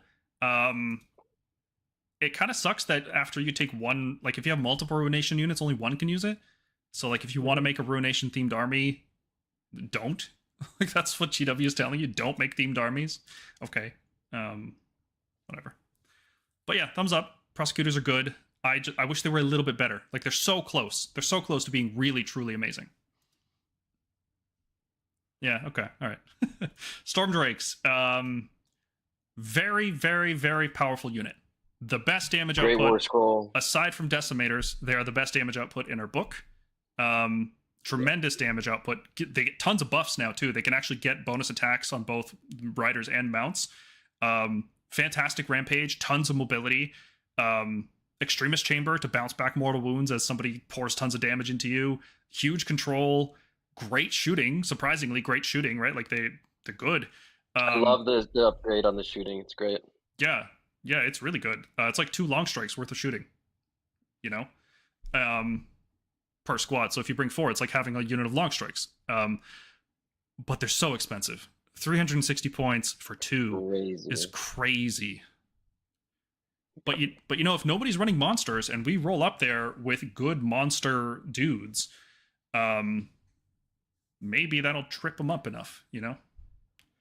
I think the problem is you have to compare these guys to, again, I was saying this at 3rd edition, to Morghast. Morghast is 75% of the cost of Stormdrake Guard, and they could get buffed up to the gills defensively. I think that's the issue. Yeah, but what if you put them in an army that can strip wards away? So, yes, they're still too costly. I mean, it's a lot. They're keep them at 340 at least. Jesus. Yeah. Keep them at 340 like they used to. I mean, wow, 360? They lost all their mortal wounds essentially. Just keep them at 340, 330. They are good. They're not efficient, but there's no way this unit is anything below B tier. They are a solid unit. You will have success playing it if you use it properly. Yeah, totally. They're just... Also, I want to say the Lance is finally better. Yeah, Lances are better. Agreed. Yeah. Okay. Chariot. It's great in Spearhead. That's about it. It does a lot of mortal wounds. It does a lot of mortal wounds if you do a bunch of command point investment. Yeah, that's the hard part, is finding the command points for it. Right. Yeah. And then hoping it doesn't die before it gets to do that. Right. Yeah. So it is a war machine too. Yeah. What does that matter for us? Can't go just in with like warrior chamber infantry. Oh my god, you know what it means? It means the bow crits on 4s when you have a Lord Ordinator. Yeah. That's the combo. Oh my god. It's also But is he hilarious. keeping up with it? No. And then a burning head casts on a 5, and you just kill the chariot. Right. Yeah, totally. I don't think Mm. it's cool. It's cool. I'm meh on it. But that's the issue. It's not great. I don't think that it's worth its points. It's like a lot of stuff in this book. It needs to come down, 10 or 20 points, and then we could have a conversation. Yeah. All right. Like, it's a Good. good, I could see a build around. I could see a build around if you were using lots of power throughs and just wanting to rain more wounds with a bunch of charges. Yeah. Yeah. Okay. We are nearing the end of this document. Vanguard Hunters, they're too expensive. Their screen that doesn't really do a lot of damage. They have a 7-inch move. Basically, they run and shoot all the time. Cool, but just use Gryph-hounds, right? Like a 3-up save is not worth that many points. Just use Gryph-hounds instead if you want a fast chaff What is unit. this, 130? 130. Yeah, they're 130. Oh yeah, it needs to They're be just paying for 120. his sins Oh, from no, the last 110. game. No, actually 110. It needs to be 110. Needs to be cheaper than Vanquishers, I think. Yeah. Yeah, 100 points. Yep. Paladors are great with javelins. They're great. Oh my god. Great unit. If you're not, Paladors. they can always run and shoot and charge, so they can go 20 inches and then charge. Their So damage, crazy. their damage is good, not great. Dracoths do better damage, obviously, right? But they are fast. They're 15 wounds on a 3-up save. They can be where you need them to be. They're like one of the fastest units in the game. They make Stormcast a fast army now. Like, you can't consider Stormcast slow when they have a 20-inch then shoot then charge unit. Yeah, no. And you can heaven sent them, and then point per wound, they're one of the lowest, They're great. which Yeah. is solid. The javelin That's- ability, when an enemy charged you, you get to shoot them with all of your weapons. So a unit of 6 is going to shoot 12 bolt storm pistols and then 6 javelins. No -1 hit. Like, it's unleash hell without the -1 hit. And then you can also use covering fire from them before they charge you. Yeah, javelins are good. They are good. Personally, I like the hand axes more because I like the melee punch that you need to get through objectives. And then if you didn't finish anything off, -1 to wound actually really matters because it's not just against the Paladors, it's against huge. everything. Yes. Yeah. It keeps your, like, if you want to alpha strike with them, it's gonna, no one's getting through 15 wounds on a 3-up save, possibly a 2-up save, and -1 to wound. Yeah. a -1 to wound. It's just not happening. So you're pinning, you're doing a bunch of damage, significant damage, and you're not gonna lose more than probably 1.5. So you're still gonna have, or maybe 2, and then you're gonna retreat and charge somewhere else next time. Or you know what you can do with these guys? You go and do a bunch of damage, make sure you're close to one other unit, power through 14 away. Yeah, strike and fade. Power through Yeah. Strike and 14 fade. away. And you Yeah. just go to their back line and you'd be like, all right, waste your time coming at me, or don't, because you have to go get objectives and stuff. And that's just going to trip them up. Yeah, and the -1 to wound is every unit that was hurt by the shock hand axes. You don't pick one unit like with so many other abilities. If you split your attacks across 3 units, they're all -1 wound that combat phase. It's amazing. Fantastic. I love unit. They were And then Heaven Sent. Our Yeah. best Heaven Sent unit, I think. one of the best for sure. Yeah, I guess Dracoths are good too. And they can Or, activate sorry. they can activate the Gryph-hounds with the D3 mortal wounds because they have a bolt storm pistol. Yep. Like, The kick. they were close to being S tier before the Legends document came out. They're very good. They're just really hard to find right now because GW isn't Yeah. still have 'em, sold out. So I literally bought 6, 3 off of Facebook Marketplace, and like 3 I think like off of like eBay or something. Like There's it's a guy- kinda Yeah, very good. I bought them off on eBay as well. Yeah, me too. I had 6, but I bought 3 more. Yeah. But yeah. We're all My pay local piggies. shop has 3 more. Yep. We are all whales. They know how to sell I models. mean, I'm a collector. I was like, I need to have 2 of at least Stormcast units. So that's like, cool. Okay, Hurricane crossbows. Nope. Especially after No. seeing Legends. Nope, absolutely not. Their damage per point is just not good. It's also rendless, and yeah, anti-infantry's cool, but rendless damage is just not very good. If you're gonna have this unit, just use crossbow Judicators instead. Yes, I was gonna say crossbow Judicators. Or just nothing, honestly. Just don't use them. They gotta be cheaper, but it's dangerous. You can't make them too cheap, then they get out of control. So Yeah. they're not that bad. They're just overcosted for what they do. I'd love that they get to shoot, retreat, charge, run, all that stuff. Like, they basically have shoot in combat, but it's better because you get to move out of combat. Like, it's so good. I love that. But you know what? Long strikes have that too. But long strikes do it from 18 inches away. They scale better with buffs because they're rend 2, damage 2. And they sometimes just kill heroes instantly. Long strikes are so good, you should have 6 of them in every list. Every Stormcast I list. can't even believe how good they are. And I hope it stays. This is where like they have a legendary run. It's like a generational run. 7 years of just being awesome. Long strikes. What's unreal is that every single edition, long strikes get objectively worse. Like, their abilities are worse, their battalions are worse, everything about them gets weaker, but somehow they get more powerful because the context shifts. Right? They were the absolute best unit in first edition with the Aetherwing battalion, Aether Strike. Then second edition with that list we came up with which was Evo Strike, which was 9 of them double tapping. Then third edition they were double tapping, and now they're double tapping with covering fire. It's like, they're just stupid good. Like, you should have them. And the retreat and charge and a 3-up save, like all of it is crazy. Oh, Heaven Sent on Okay. this is great. Rally on Yeah. this is even good. Well, yes. However, GW, if you raise their points, it's going to make it very difficult to play them. They're fine where they are. That's another thing.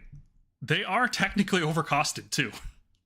Because if you look Yes, at they every are. other shooting unit and every other shooting infantry, long strikes are by far the worst.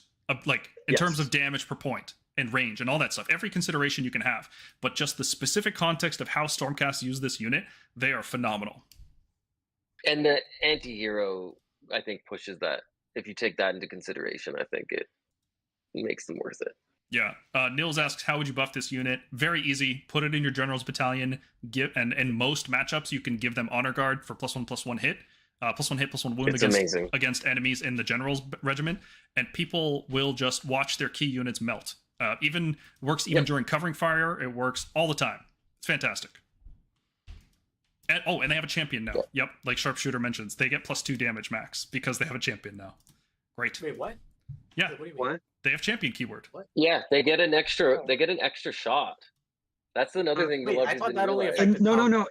In the core rules, it No. says they're melee weapons. No, it doesn't. It's No, it shooting does at not. melee. It does not. Yeah, it's both. So they have 7 shots. If I had more thumbs, I'd give them more thumbs up. They're so good. Yes. Yeah. Thumbs in the chat, guys. Thumbs in It's the chat. amazing. I'm gonna get my wife to come over, and she's gonna give another thumbs up for us. Yeah. Thumbs in the chat. Thumbs And up in the if I'm chat, not guys. mistaken, based on the core rules, you can redeploy them if someone's trying to come at them and still counter shoot. Is that Yes, correct? yes, you can redeploy into covering fire. Yep. And Yeah. we've had the Love first it. wave of errata, which didn't change that, so I'm assuming that's intended. Amazing. It's amazing. Like, also, if you need any more convincing, think about how many big centerpiece monsters or that like every other army is like going crazy for. Arcan, Scarbrand, Teclis. You just nuke them. Yeah, Teclis you get- dies. Yeah. And you get +1/+1 because you're gonna put them in the priority target. And those units have to be the general's regiment, unless you take like double war masters. But I mean, you're taking Scarbrand, that's probably it. You're taking Teclis, that's probably it. So like your opponent's just Yeah. screwed. You just take away 600 points for like half the value. Yep. Like, They're it's so good. insane. So It's amazing. I agree with you. The core rules, the section in the core rules does not specify melee. I can guarantee it's going to get changed. If you go to the No. rules, if you go No. to the rules glossary at the back of the book, it says melee weapons. And the glossary is Get wrong. +1 attack. The glossary is not rules. Yeah. It's a reference. That's Actually, interesting, they though. made- That's an interesting point. We should check the FAQ because they fixed a bunch of stuff in the glossary. I don't remember what they fixed. Some of the glossary stuff was wrong though. They fixed it. Yeah, Okay. the glossary, they changed a bunch of colors and passives and etc. in the glossary. So yeah. Okay, Vigilors. They are exactly the same unit they were last edition. Same points, same ability, same stats. They just don't touch these guys. It's weird. Why is this damage still? It should just be if you score a hit. Yeah. Just make them marker lights. Just make them marker lights from Tau. Like that's it. That's how you fix this unit. There is an exception here that it works anytime they shoot. It used to only be during your turn, remember. And only in the shooting phase, right? So if you were double tapping with Thunderbolt Volley, it didn't activate there. If you Unleash Hell, it didn't work there. If you're covering fire, you can get +1 hit. You never will. This is not a good damage unit. This is a 140 point, like, competes with Skybolt Judicators instead of getting their higher damage and their ability to... Oh, what do they shut off? Anti-monster. Shut off rampages. Yeah. You get +1 hit. They same range, 18 inches. They sit on an objective and they shoot at stuff on another objective and give you +1 hit. That +1 hit doesn't work on mounts, like all-out attack. So this is best used for infantry or any time you have a mount or something that hits on a 2 already. So they're okay. They need like anti-infantry on their bows or something, or like crit 2 hits or something. Some draw for damage, because otherwise this unit doesn't make sense at 140. Like if Judicators are 130, I'm playing Judicators all day. This should be like a They're a straight. 130 point unit. Yeah, it's weird. They compete with Vanquishers. They don't compete with other shooting units. Yeah. Sure. Yeah. Well, this is also one of those situations where you have for 20 more points, if you go like Liberators or whatever, this is a unit that can stand on an objective and still affect the battlefield. Yeah. Whereas most of our other stuff can't. I also have found that a lot of our list building ends up with weird point combinations True. where you end up like at like 19, a 1920 or 2000 on the nose. So I think they have a place. I like them. I think they have a place. Yeah. I do think so as well. If you consider that they're a replacement for 5 Vanquishers, like a 30-point extra thing at the end of your list, I would consider that. I think that's where it is. It's just a new squeeze unit. They're like, okay, I have like like you said, 30 points left over. Hey, Yeah. maybe they go down 10 to 20. Then you're just like, oh, I have 10 points left I mean, over. the thing is, if their weapons have no abilities like anti-infantry, anti-monster, anti-hero, whatever, I think they can safely go down 20 because the spam doesn't really work because it's still like 3s and 3s. It's not a running and shooting and all that. Yeah, the only time I want to use these guys is when I have extra points, in which case there's no difference between them being 120 or 160, right? Yeah. So Right. yeah. I mean, but it makes it easier to slot in because if I'm making a 1970 list and I have Vanquishers in there, I go, Yeah. okay, maybe I'll upgrade this to Vexillors. Yeah. It would make a difference, yeah. Okay, Questers. They are good. Because instead of being +3 per model, they're +3 for the unit. You against one objective. So this all seems like a downgrade so far. However, they get a 5-up ward while they're on that objective that they're contesting. Which that makes all the difference. A free 5-up ward on this unit. Questers with a 5-up ward were such a good idea last edition with Gardus. We actually just had a list that was that. And then somebody took that concept and turned it into a 5-0 GT list, right? With I think his name was Jacob. He had that Stormkeep list, which used Questers for that purpose. Yes, he was at And Worlds. too. Yndrasta. Yeah. Yep. And that stuff works. Questers look better. They're a little bit more expensive, 20 points more, but they're fine. So thumbs up there. We'll talk more about them in the review. The most important thing I want to mention here, because we get this a lot, can they teleport without a Night Quester? Because it says you can pick a Night Quester to be the target and whatever. You don't need the Night Quester there. It says you can pick a target. You don't have to, right? So even if you do the declare step, you don't pick a target, you still resolve the effect. So the Quester Soulsworn can always teleport even if you don't bring the trash tier Night Quester. Yeah. But only one quest marked objective per army. And you have to be on the table to do that. You can't be in reserve with Questers anymore. Okay, we talked about the spells already, right? More or less. There's not that exciting. Vigilant. So I guess we got to talk about Reclusians at the same time, right? Reclusians are only 150 points somehow. That was crazy. I was not expecting that. Which makes them niche but playable. Yeah, I thought they were going to release it like 220 or something unplayable, but 150 is actually not bad. It could have been worse. Yeah. Why are Grandhammers 220 and Reclusians are 150? But yeah, the Vigilance use case, he basically just does nothing. You can cross out all this text everywhere, except for this one here. This is the one that matters. He basically lets Reclusians fight twice, once per game, which is what makes Reclusians worth using, I think. I don't think you use Reclusians without this guy. I don't know about that. Because why not just use any other unit? Because Reclusians come with a 3-up ignore. I think it's better than you guys are giving it credit for. Maybe. Yeah, I could definitely be wrong about that one. That's the kind of thing you have to play a lot to see the value of. Yeah, I think he is definitely valuable, and he's very aggressively costed alongside Reclusians. 150 for Reclusians, and then 210 for this guy. He's like one of the cheapest cav heroes we have, which is insane to think about. But ultimately, I think Reclusians alone are fine in a Ruination battalion. If you really wanted to take something that isn't a Lord Relictor or Veritant, I think you could take a Terminus and be okay. But actually, no, never mind. I would say this over the Terminus, but consider the Relictor or Veritant before this guy. Yeah, for sure. He's playable. The double fight is really good. Even if you do 0 damage with the second fight, the fact that you get to pile in again is what makes the double fight good. Terminus, he fights with Reclusians and gives them +1 hit. Too expensive. 170 is way too much. Yeah, 170 is way too much. +3 control is cool, but the thing is the Warrior Chamber does control better. From what we've seen, there's no reason to go Ruination control. So, yeah, 170 to fight not very well. Maybe if Quicksilver Draft is changed, or whatever the core rule is, if that interaction is changed, he becomes playable. For sure. Yes. Yeah. As of now, he would need to be 130, 140, 130. Yeah, cheap. Reclusians are good and playable. Not great. They're like high C tier, I think. Low B, high C, something like that. I don't think they quite make it to B, though, given, especially after Legends. There's just too much other stuff we could be doing that's better. Too much other stuff, yeah. They're playable, for sure. If people want to use them, you're not going to be stupid for using them. they have some interesting stuff no other unit really does with the 3-up ignore. Charge mortals, prayers, spells, combat phase abilities, rampages, all this stuff that targets you. You say no. Just no. It's not happening. Ionis Cryptborn. Is this the last one? Yeah. Okay. Last one in this document is Ionis. And yep, thumbs up for me. I think he's great. I'm excited to use him. Yep.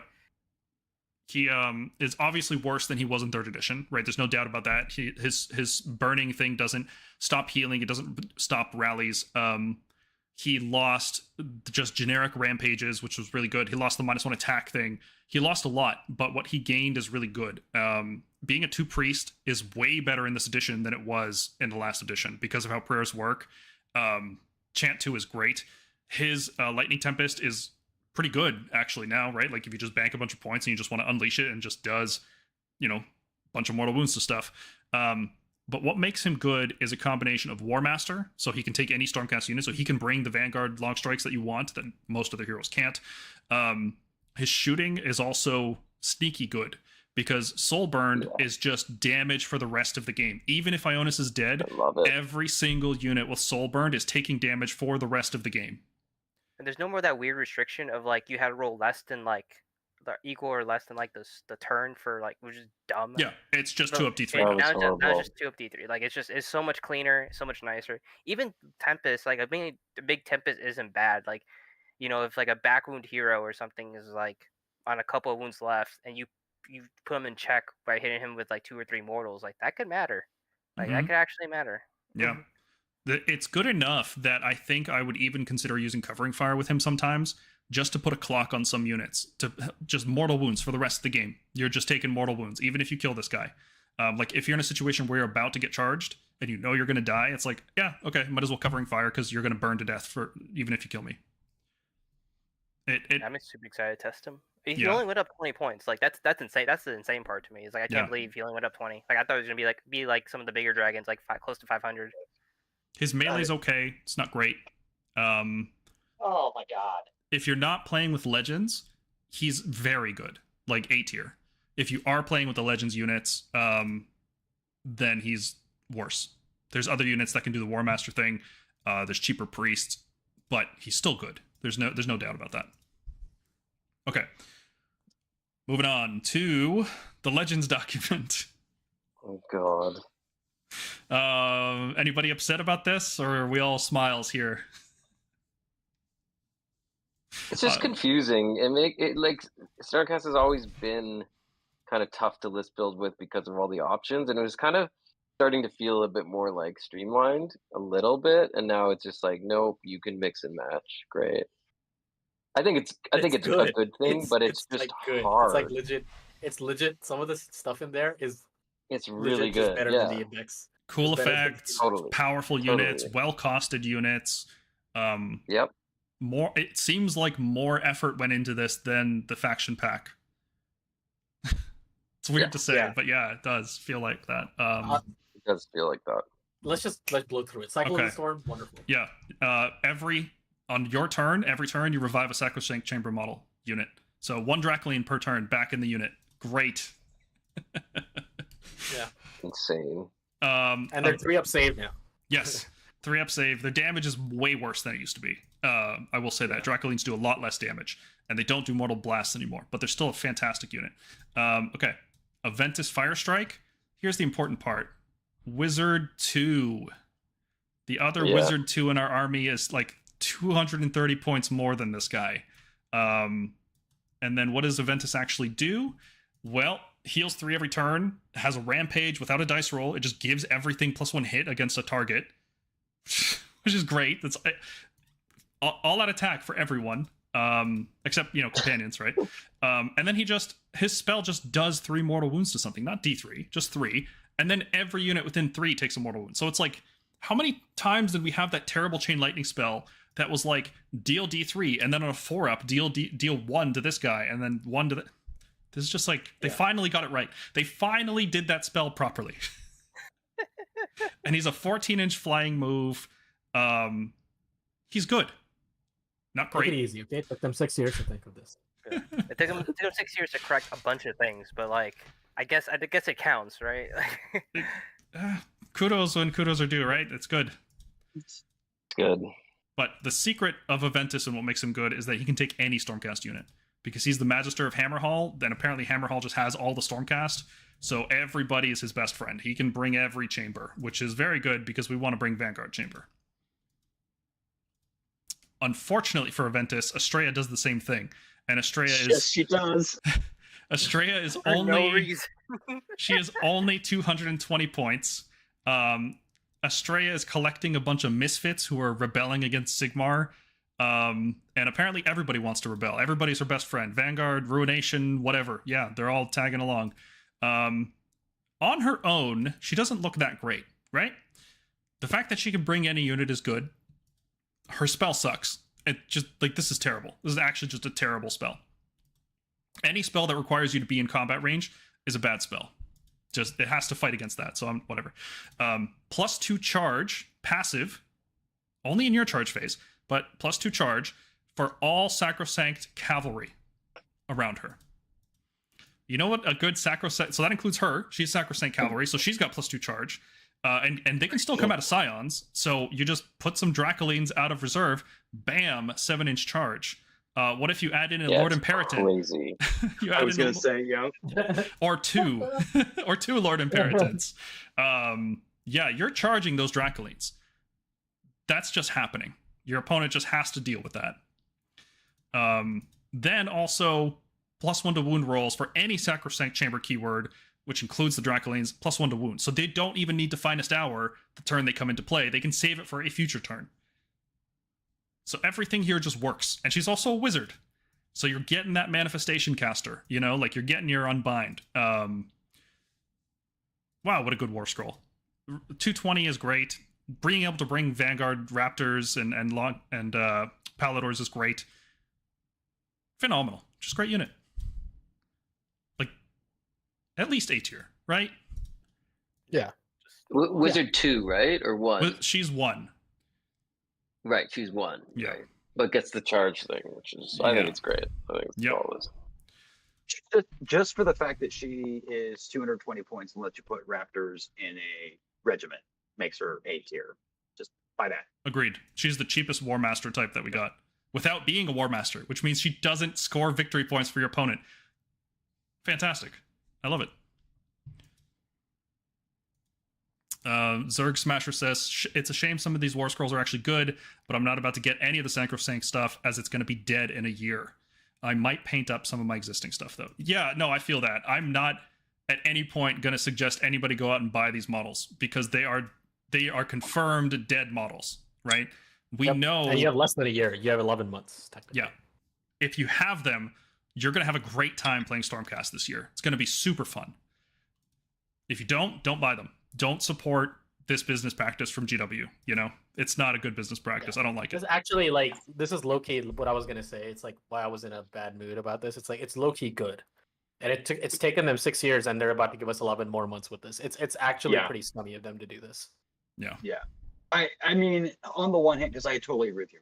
On the one hand, I'm going to enjoy having one last hurrah with my Sacrosanct stuff because I have a lot. No, and like I'm happy because like if this is what we're getting, I can only imagine Beasts of Chaos becoming a lot more flavorful for about 7 months. Ooh, right? yeah. So I'm happy for them. Yeah, I would have much have preferred just split us into 2 armies if that's what you want. Yeah, like if if this was like another separate army that you could not, you know, if it was its own contained force and you could not like ally the rest of the index, ally, but like build with the rest of the index, that sure. But the fact that they're doing this, it makes our list building for 11 months a lot more complicated because we have to consider these units in a competitive meta. But also it's just scummy because if you're a newer player and you're trying to get into the competitive scene, you are buying models that have less than a shelf life of like 10 months at best. Yes. Yeah, we're going to have to do our reviews as if these units exist. Like we can't exclude them because there's a lot of people who own these models and they'll want to know how good they are, right? But we're also going to have to consider people who don't own them currently, and we're going to have to say, like, don't buy these. Here's stuff you can do if you don't buy these models. Like, we're going to have to hit both sides, and then next year, we're going to have to update our whole thing, right? Like, we're going to have to say, well, now that the models are gone, here's what Stormcast look like. Let's relearn the army.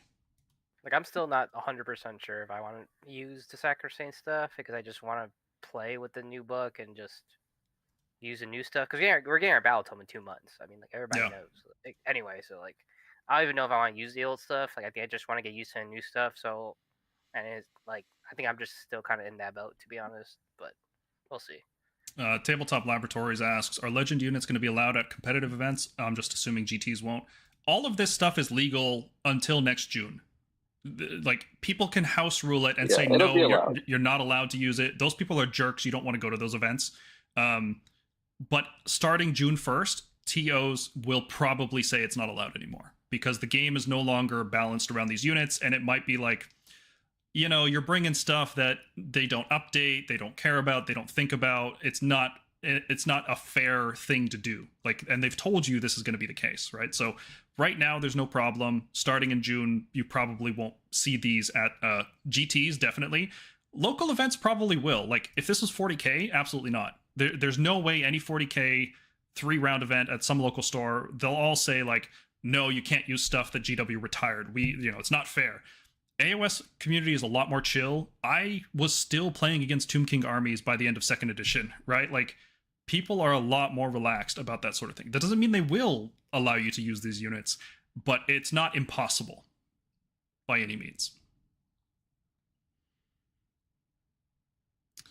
Jake Sorensen asks, does 2 chant mean you roll 2 dice and use it on 1 prayer? No, it means you chant twice. So you do a chanting roll, you resolve it, and then you do another chanting roll and you resolve it. And has to be different prayers. You can bank the points from the first prayer and use them on the second if you want, or you can bank the points off both prayers. But it's 2 different prayers. It's like having a wizard too. You cast 2 different spells. Okay, Toralon. I'm excited. I'm very excited. This is what makes the Toralon really good. This Rampage, no dice roll. As long as the Toralon's in combat, every unit that's in combat with the Toralon gains a 5-up ward. And the Toralon gets strike last, which you really don't care about because he's not there to hit stuff. He's there to give a guaranteed no dice roll 5-up ward to a reinforced unit of your choosing. Stormdrakes, Decimators, Fulminators, Paladors. It's each visible. Each visible friendly. It could be more. Yes. It could be way more. It's insane. It could be. It could be your whole army. Yeah. And he is a 14-inch flying move, so he's going to be where you need him to be when you need him to be there. So that's the reason you play the Toralon, right? That's good. That's worth 280 points with a wizard keyword. The rest is just gravy, you know? +1 cast aura, awesome, right? Like, cool. And then this one, once per turn, if a wizard in your unbinding range uses a spell, you roll a number of dice equal to the power level +1. So if it's a 2 power wizard, you roll 3 dice. For each 2-up, they take a mortal wound. And the gash takes like 10 dice, potentially. Yeah, and the gash killer. Teclis just takes 3 or 4 mortal wounds if he casts a spell. Then you kill him with long strikes. Yeah. Exactly. Yeah, this is cool. Now, this doesn't work on countercasting, right? It's only the enemy hero phase. But it's still cool. Like, it's just bonus. Like I said, the reason you do it is for the 5-up ward and the wizard. That's enough for 280 points. You can put a mirror shield on the Mirror shield, yes. Your opponent can't do anything because it has to chew through 36 Stormdrakes with the ward before it's going to get to your Toralon. Yep. No, yeah, the Toralon's insane. This is the unit that makes me mad. Like, Evocators on Dracolines, like, we'll talk about them, they're good. Like, they've been changed a lot and they're good. But, like, you would not consider taking them, because if you have Paladors, you can just run Paladors and they're in the index. This is a unit that I can see people, like this is like a competitive unit. Mm-hmm. Yeah. It's like, list defining. This is the new Guard of Steel Soul. This is the new Guard of Steel Soul for combat. Yep. Very important. And it's sold out everywhere, so I hope you got one. Yep.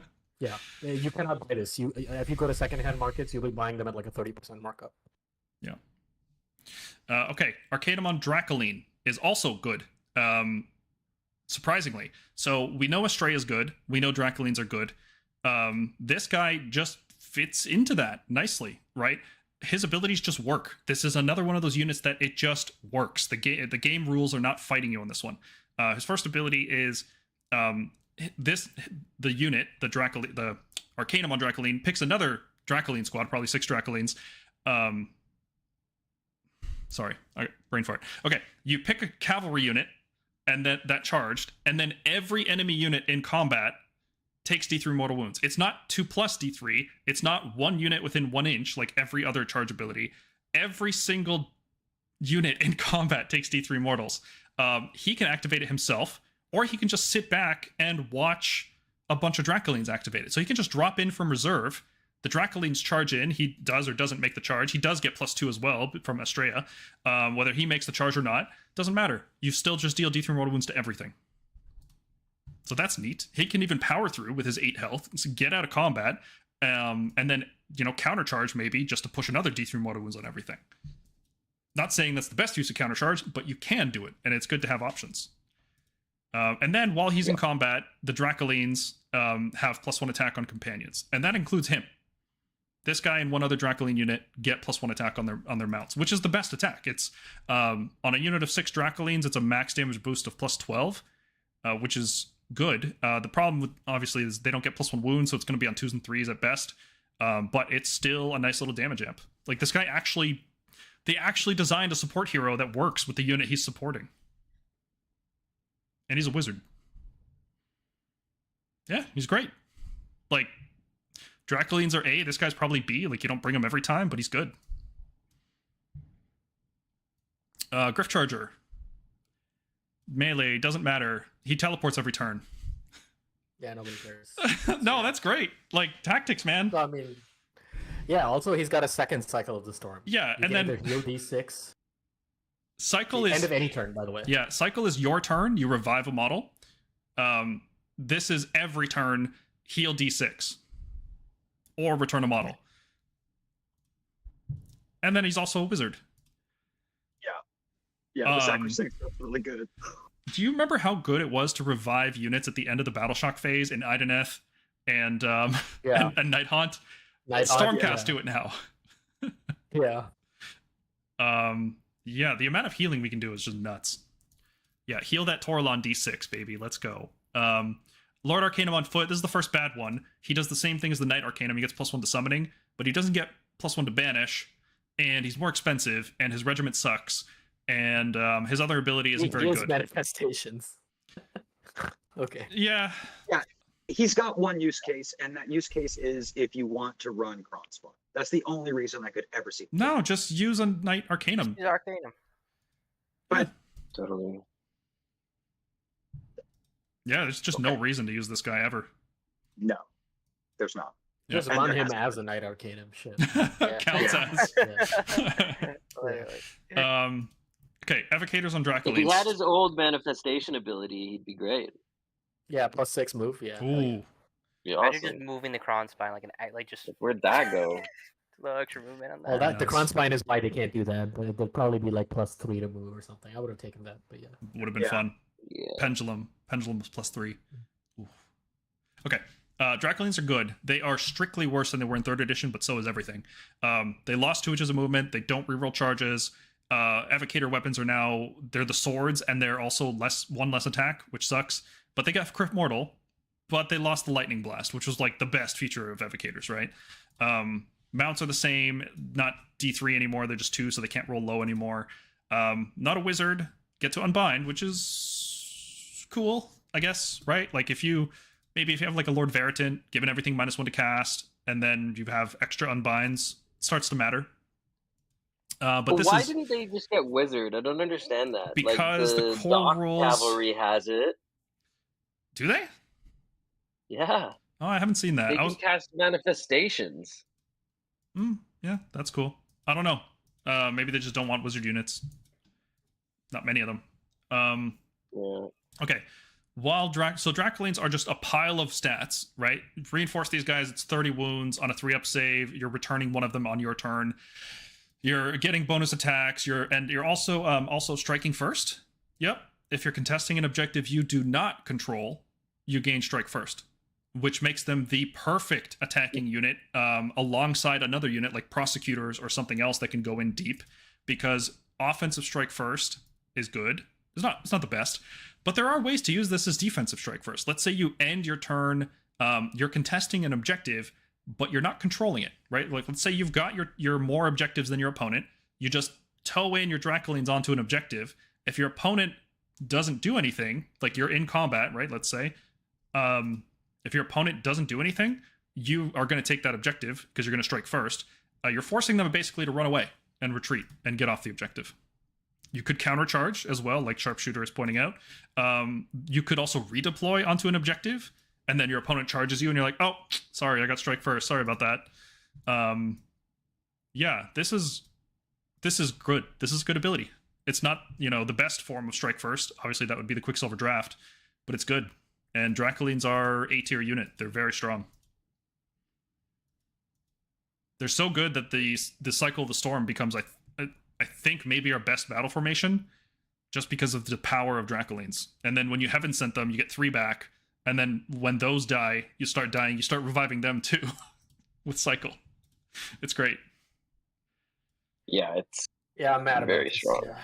Yeah. Sharpshooter says countercharge onto the objective. No, you just redeploy them onto the objective. Yeah, Stay yeah. outside of 3 of the objective, and then when your opponent tries to come to you, redeploy onto the objective, and now you're on the objective that you don't control. If they charge you, you will strike first.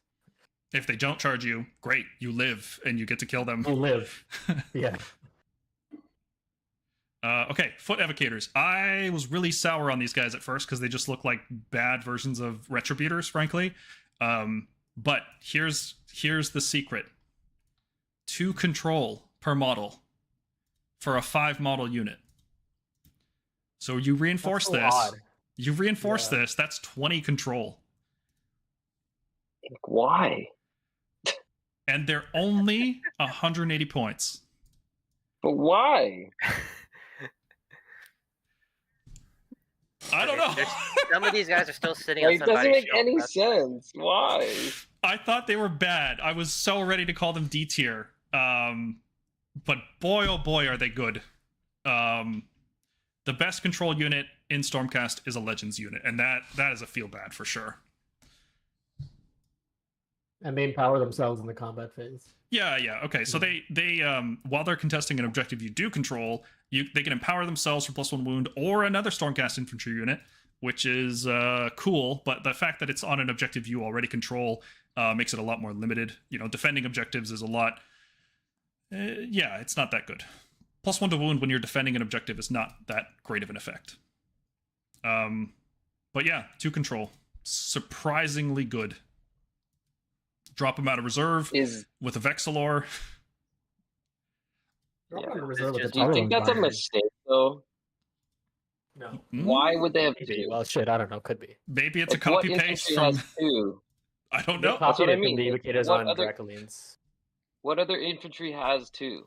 I will say if they were control 1, they would be almost strictly worse than Retributors, which are the same cost, same model, same save, same health, just straight up more damage with the same crit mortal effect. So like the control 2 is what makes them special. Without it, they're just not good. Are Annihilators control 1 or control 2? 1. 1. Oh my god, this is insane. Done. What the? Yep. They're great. Lord Exorcist, not terribly useful. 150 points is too much for a 1-spell wizard. His regiment's not very good. Melee's not very good. But hey, we finally got the buff we were looking for. The Redemptor Casket stops models from returning to units within 12 inches instead of 9. So at least you can drop him into play and immediately affect the board. Unfortunately, the stuff that returns models has been completely gutted from this game. Like Nighthaunt basically don't do it. There's like OBR doesn't do it. OBR basically doesn't do it. Like Well, that Black Coach brings back a hero like the Undertaker. No, but it brings back the whole model. It brings back a unit. This is just models. yeah, Oh, that's true. this doesn't Alright. stop revives. It just stops returns. So Yeah. it's niche, very niche. His other ability also very niche. You have to pick a visible priest. It has to be visible, which usually there won't be. They'll be behind walls or units or something. Then on a 2+, which means it can fail, you reduce their ritual points by the roll, so minus D6, which is actually really punishing. And if they don't have ritual points, it's D3. All that sounds good, but then you remember most armies don't have priests, or they won't be visible, or they won't have ritual points because when you chant a prayer, you use all the ritual points to chant that prayer, whether you want to or not, right? It's like on my first prayer, Live with Ionis, I'm going to chant and I roll a 5, but it wasn't translocation. I was just trying to bank points. So my next prayer, I'm going to try to chant translocation. I get it on a 4. Cool. Well, now I've spent 9 chanting points to get that 4-up chant, right? Like, you spend the chanting points whether you want to or not. So a lot of times you're just going to have 0 chanting. That's not that relevant. So most of the time, this is just deal D3 mortal wounds, which is not good. Like, for 150 points for priest keyword units in particular. So yeah, not good. At least he's a wizard, so yeah, there's that, I guess. But there's cheaper, better wizards. Knight Incantor is back. She has the Dispel Scroll, and she has another ability. Whoa. But she has the Dispel Scroll. So automatic S tier? No, not this time. I don't think so. No. I think the magic meta has been nerfed. Yeah, because they're not nuking you across from the board from with Nimble Spell Portal with like billions of mortal wounds and then total eclipsing you, and then it's the spells in general have been nerfed in their effects, so her auto unbind also goes down in value a little bit. She's still really, really good. Yeah, she's worthy of consideration. She also gives enemies -1 to summon within 30 inches, which is hilarious. And that stacks with the Veritant for -2. She still croaks power. But no, her regiment sucks. Like, unless it's just not great unless you're building foot evocators. Just too hard to use. And she's like 140 now, so I think honestly Knight Arcanum is better. General purpose. Finally. Yeah. Heraldor is a 110-point hero who gives us 3 more dice on rally and hits enemy faction terrain for mortal wounds. Yeah. Do we care about 3 more dice on rally? Probably not. It's pretty good. I think it's good for healing or for something you really want. Nice. I like that we can translocate a unit out of combat and then rally it. Most armies can't do that. Sure. But I wouldn't pay 110 points for that effect. No, me neither. Yeah. Gavriel Sureheart. I think we can just skip over this one. This one doesn't matter, right? You know what those 3 extra dice do let you do now, though? If you roll 9 4-ups. Yeah. Rally. Hey, yeah. possible.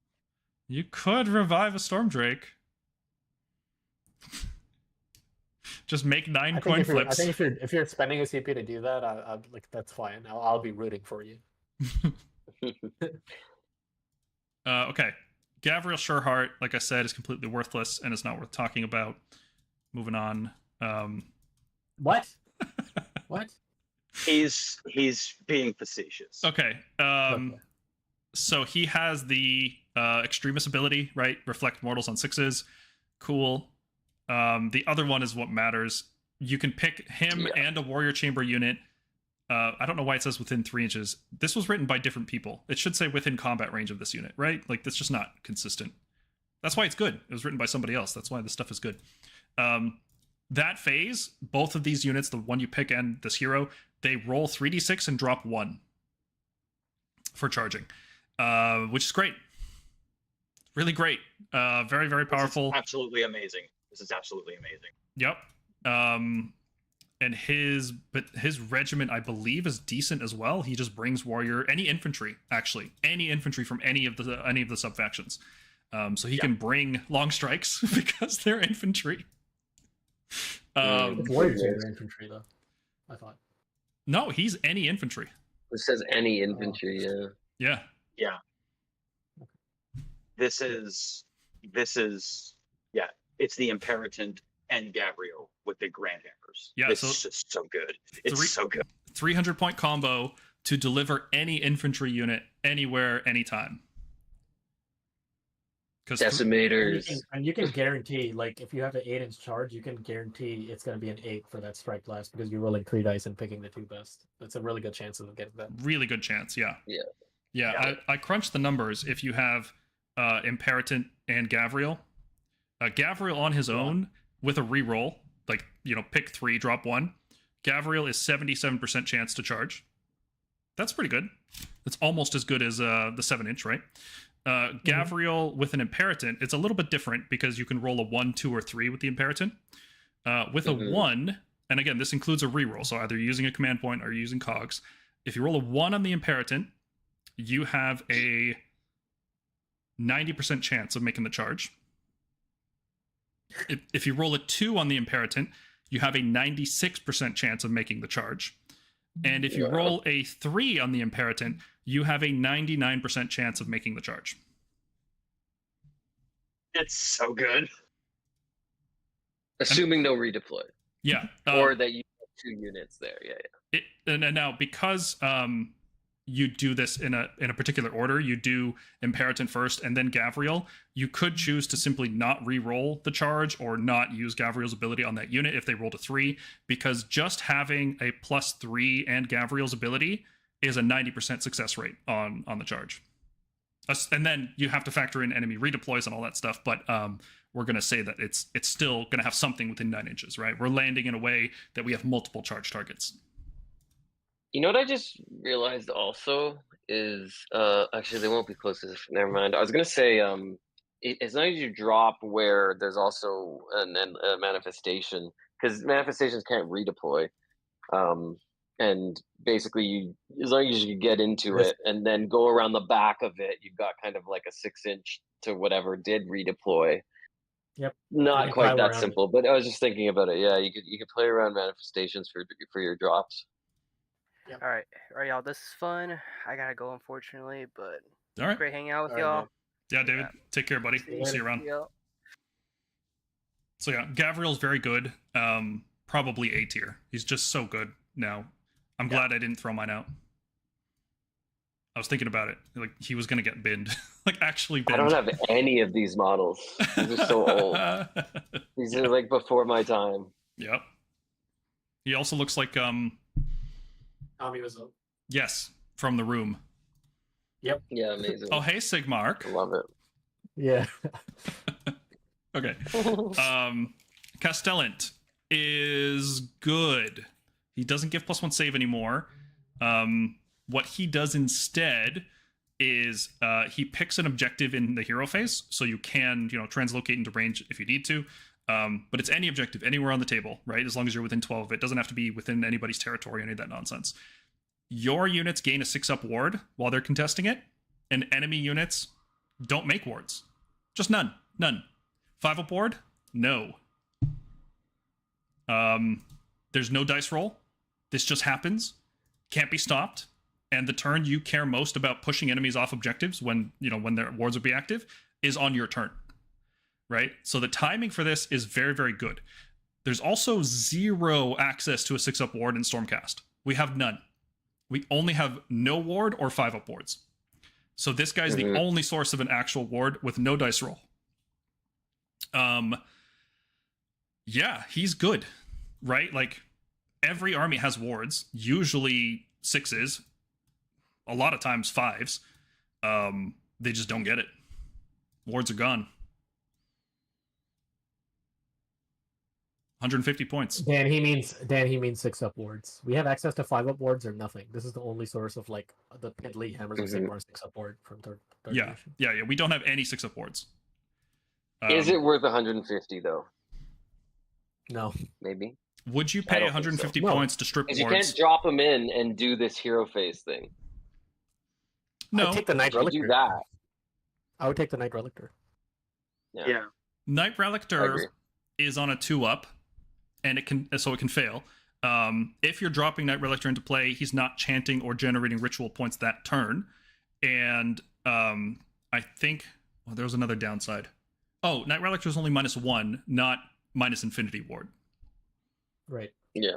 So there is a use case for this guy. If we go into a 5-up ward meta, like, you're playing against Nurgle, you are going to be so happy you have this guy in your list. Oh, Yeah. Oh my totally, God. Yeah, totally. What else has a 5-up ward? OBR? No, you don't have a 5-up ward anymore. Sorry. Night Haunt? Other Stormcast?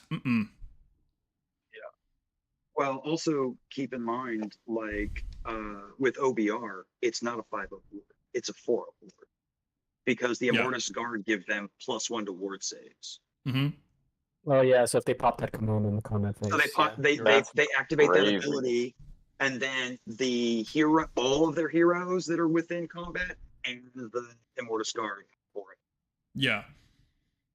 So yeah, Just remember that the objective is not the 3-inch contest range around it. It's the marker. It's the 40 mil marker. So this is not easy to use, right? There will be times where you can translocate into range, but if there's a model on the objective, you can't do that.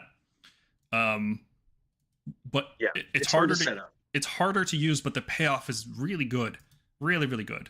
And then as for his battalion or regiment, it's any warrior chamber infantry.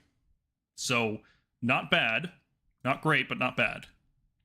Warrior chambers like Vigilors, Vanquishers, Decimators, like these are some of the stuff we want to be bringing.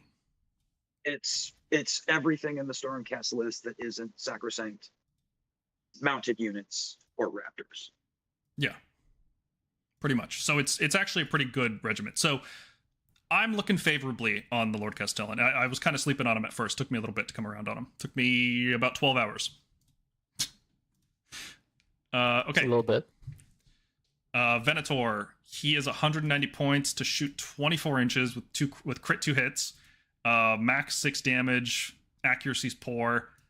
But he does d6 plus 3 mortal wounds once per game. It's interesting. Has to be a monster, you know. No. I just don't think we have the no. points for these No. types of things. Yeah, like No. why would you? No. 24 It's inches, the though. same No, issue. more Yeah. more important than points. We don't have the Yeah. regiment slots for this kind of thing. Yeah, what is Yeah, his yeah, regiment? totally. That's another question. So that's warrior chamber. Warrior Chamber or something. Infantry and Gryph-hounds. Yeah. Yeah. Nah, I'd rather bring Castellan. Yeah. Zephyros is, let's just confirm this here. Yeah, she's Vanguard Chamber, but her regiment says Warrior Chamber units. That's, Warrior chamber. It was so annoying to see that Yeah. because she would be a nice alternative to bring Vanguard stuff in like a non-general. That is why they unit. didn't want to do it. No, that is why Yeah. they didn't want to do it, because she Yeah. would be the Yeah. cheapest hero to get us into Vanguard Yeah. Chamber. And she's got the Right. translocation. I would use her Yeah. 100%. I first thought it was just an error, like they didn't do it because they forgot about it, but literally they want to Mhm. tax Vanguard Chamber, Hey. and they can't have Right. it be 120 point hero. Yeah. Right. 130. Agreed. Because she does exactly what she did last edition. Without the Um, Arcane Tome. and Now tell me about your without, thoughts. yeah. So, Yeah. She can run and shoot and charge, retreat and shoot and charge. Cool. None of that matters. You bring her because you want battle tactics. But this is +1 regiment. You know, +1 drop. Yeah. It's a shame. She's not as useful as she was before, even though she does the same thing. Mhm. Ordinator. Again, he gives the ballista crit 4s instead of crit 6s. That's all you need to know about the Ordinator. Nothing else matters. 1 ballista, or yeah, okay. I thought the chariot, but no, it has to be a sacrosanct war machine. They put the future proofing in there. God. Okay. Ballista is good, actually. Not great. A 4-up crit ballista is actually a pretty good thing. It's just not very efficient because you have to bring the Ordinator to do it. D6 plus 6 is cool. Wounding on 2s is cool. It should have been Ren 2 all the time. That's what really would have made it good. And also, if you charge it, you take D6 mortal wounds. Once per battle, yeah. Yeah, I don't know why. I don't know why that exists. D6 more. Okay, sure. Why not? Castigators, decent. Bow Judicator, like crossbow Judicators, just do it better. Like, I guess if you have to bring Sacrosanct Infantry, their consideration, they can use Cycle the Storm. They're not like strictly worse. They're cheap. Reinforced unit is not bad. Anti-cavalry is interesting. We don't have a lot of that. It's the cheapest tax for a Knight Encounter. Yeah. Knight Encounter regiment. Sequitors are 170 to basically be Liberators, but with this cool channeling ability. I need to ask, can we back up for just 1 second? Yeah. The base Castigator unit doesn't come with Gryph-hounds. That was the Castigator unit Easy to build from box. Underworlds. Yes. From the Yeah. Easy to Build box, right? Mhm. How many Gryph-hounds go with this? Because it doesn't say. It should be 1 based on the way everything 1. is worded. It says this unit's Gryph-hound singular is a singular Right. token, and then later abilities say remove this unit's Gryph-hound. So probably 1. I have no idea what Probably happens if you reinforce. Maybe 2, but probably 1. Let's assume 1. Okay. I just couldn't figure that out. Yeah. Yeah, Sequitors. They have this cool ability that I haven't seen anywhere else in the game where enemy abilities on weapons don't work. So charge +1 damage, crit 2 hits, crit mortals, crit auto wounds. Yeah. All that's anti-infantry against them, anti-cavalry against a friend, anti-anything. None of that works while you're in combat with them if they're contesting an objective you control. And that's the hard part with this unit, is that they are a screen. They're slow. They can't get where you need them to be. So they sit back and hold, like, best case scenario, you're fighting over a midfield objective you already control, and your opponent charges in with a bunch of, like, crit 5-up gut rippas, and you're just like, no crits for you. You're actually playing a trash army. But then they can just, I don't know, it's not even a perfect plan, right? Like, they could pile into range after this ability activates, right? Oh, no, it's for the rest of the turn, so no, that wouldn't work. Because you don't pick an enemy target. It's a neat ability. I can't see how to use it. And then you find out that they're 170 points, and you're like, Right. what? There's no. When I saw that point value, I assumed that they still had their 5-up lord. Yeah, they're creative, and like if they were 140, 150, something like that, it'd be interesting. 140 maybe. 140 would be interesting. 170 is like, oh god, like they're trying to price them like a hammer unit. But yeah. Yeah, there's better anvils. There's better hammers. Yeah, because they do more damage than like Liberators or Vindictors, which obviously is not hard because they have the 2 great weapons. Mm-hmm. But it's But like I don't think it's defensive more damage. It's like defensive Right. more damage. Yeah. Yeah, because but it's not enough to be a hammer unit. So like I just don't. Yeah. They need to be 140. They're a nothing unit right now. They're not good at any particular thing, and their unique thing is too hard to use. Yeah. But, okay, here's 2 really good ones. Skybolt bows are 140 points. Bolt storm crossbows 160 points per squad. These are finally the volume shooting that we're missing in our book. It's just here in this other book. I think Going away. Yeah, I actually crunched the numbers here. I think the damage is just good. Like, it's comparable to other armies shooting units, which we don't get with long strikes. Long strikes are really good for like pinpoint. I'm gonna do 26 max on 2s, friend 2 to this unit this turn, and then next turn, and then covering fire and all that stuff. Like, you're just picking stuff off. But when you just want to kill a lot of stuff, this is where you bring in the Judicators, and they're very good at it. Then they have these also neat abilities where bow Judicators stop enemies from using rampages, and then crossbow Judicators against infantry give them -1 charge dice, just in case Starfall fails. And this does work off covering fire as well. Yeah, it's amazing. And remember, you can redeploy and then covering fire. And then, yeah, So that's dumb. the thing. Then they just literally can't charge you. Yep.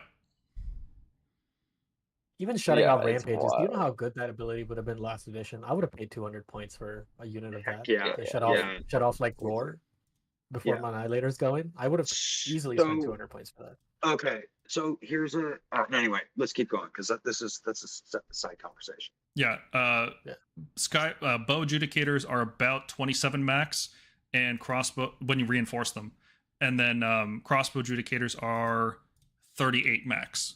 So these are the numbers that other armies are putting out for their shooting when they reinforce their shooting. Similar. Yeah. Retributors. They're not bad. 180 points for 5 of these guys is honestly reasonable. They scale well with attack buffs. You give them Gardus, you give them blessed weapons. They start to do good things, and they are a good source of crit mortals. Since we have a delivery mechanism, they're honestly playable.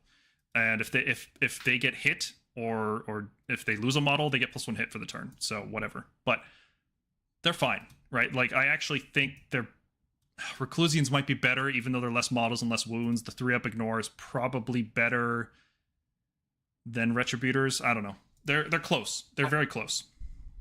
I don't understand why they don't have 3 attacks.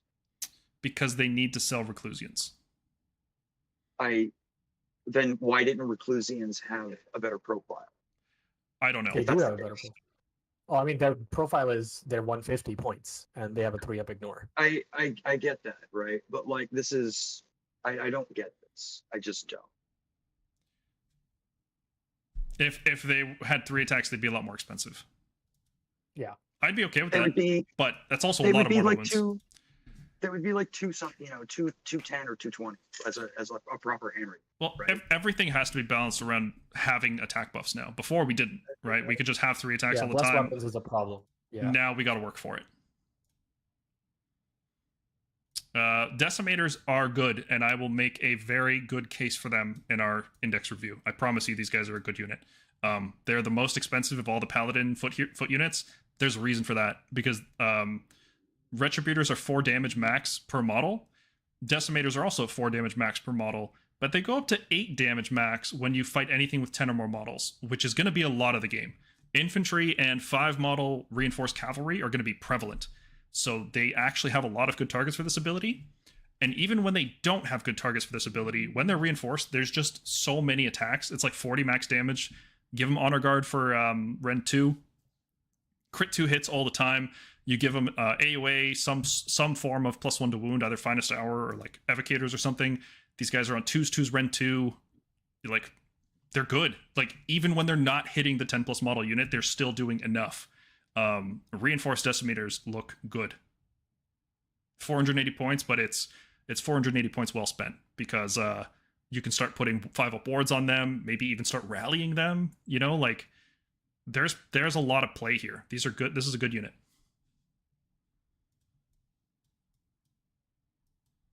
And Protectors, who at first I thought were just trash. Like, why would you bring them?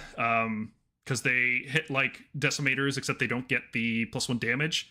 Instead, what they get is a 5-up ward while there's a Stormcast hero near them. And the hero also gets a 5-up ward. Sharpshooter asked, do you take the Star Soul? No, I don't. 3 damage per model instead of 8 on the Decimators just seems way, way lower.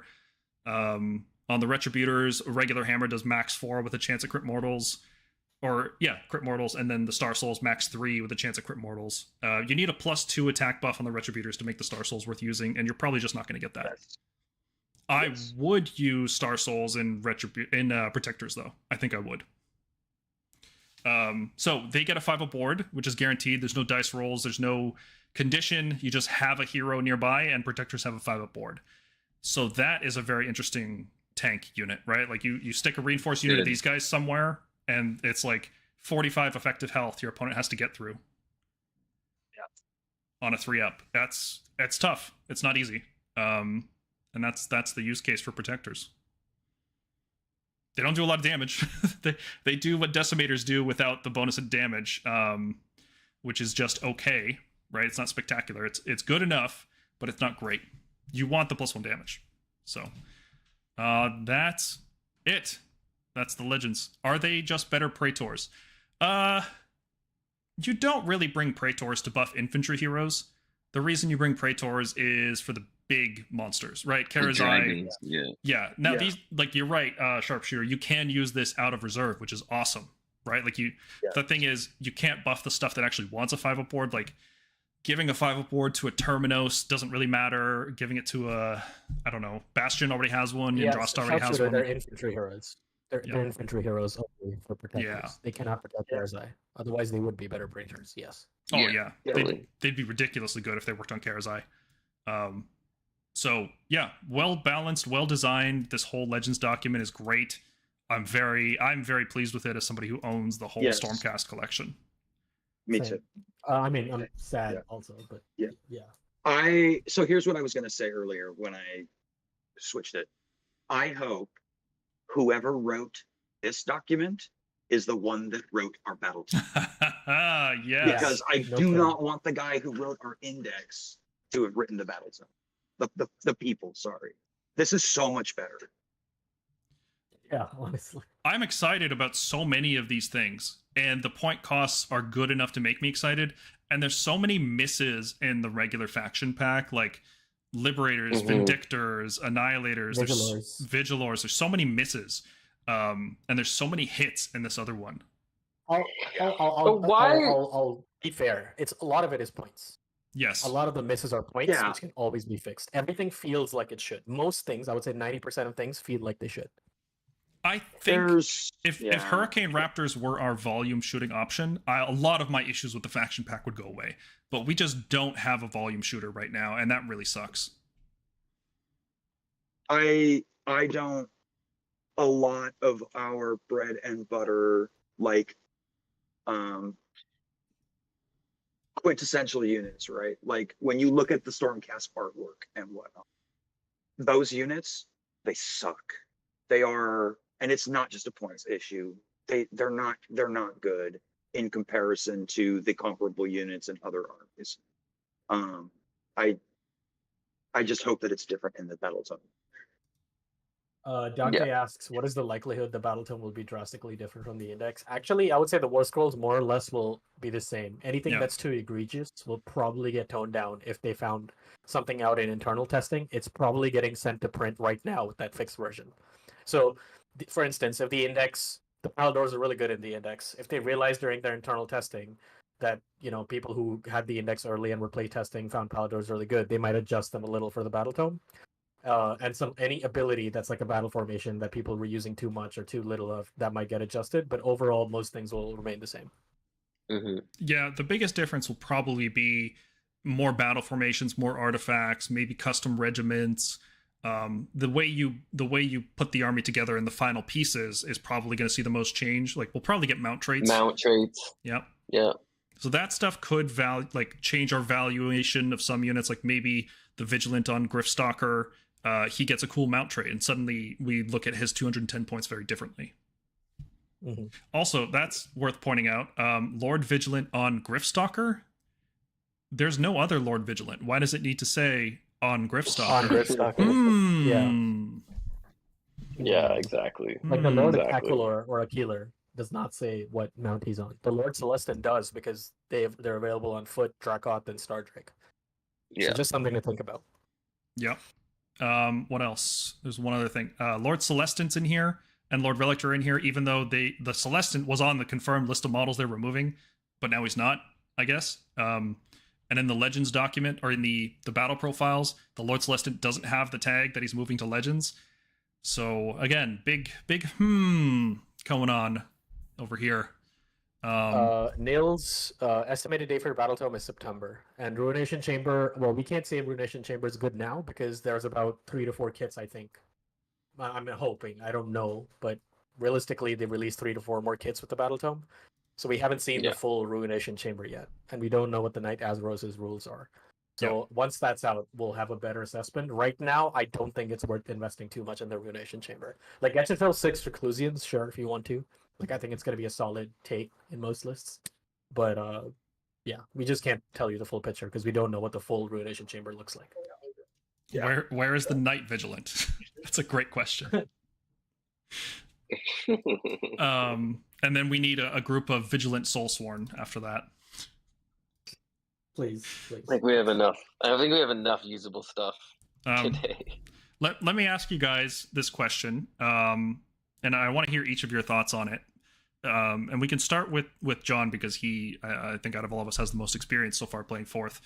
Where do you guys rank Stormcast as an army compared to other armies based on what we've played and seen?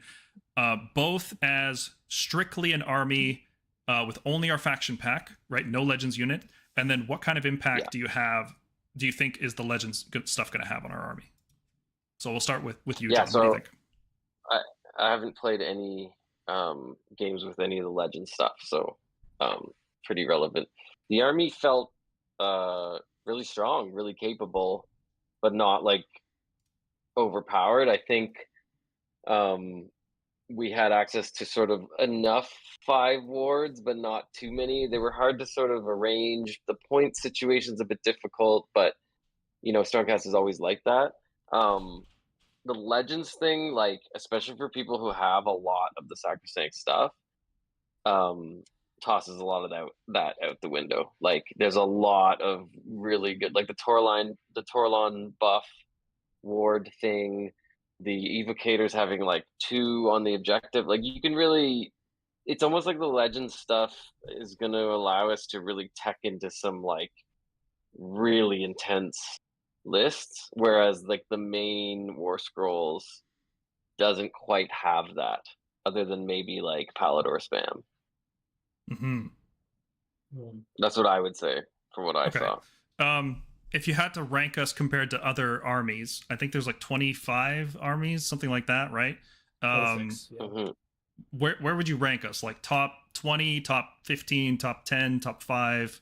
Where would you think Stormcast land in that before and after Legends? Before, probably top 15. After, I think we're going to be like top 10, maybe. Okay. Or that could be 10 and 5.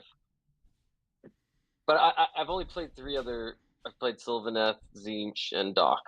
Yeah, I mean, obviously, and Nurgle. These are very rough Nurgle, first so. impressions, right? Yeah. That's all we got to go off right now, though. Okay, cool. Mergonk, what do you think? What's your first impression?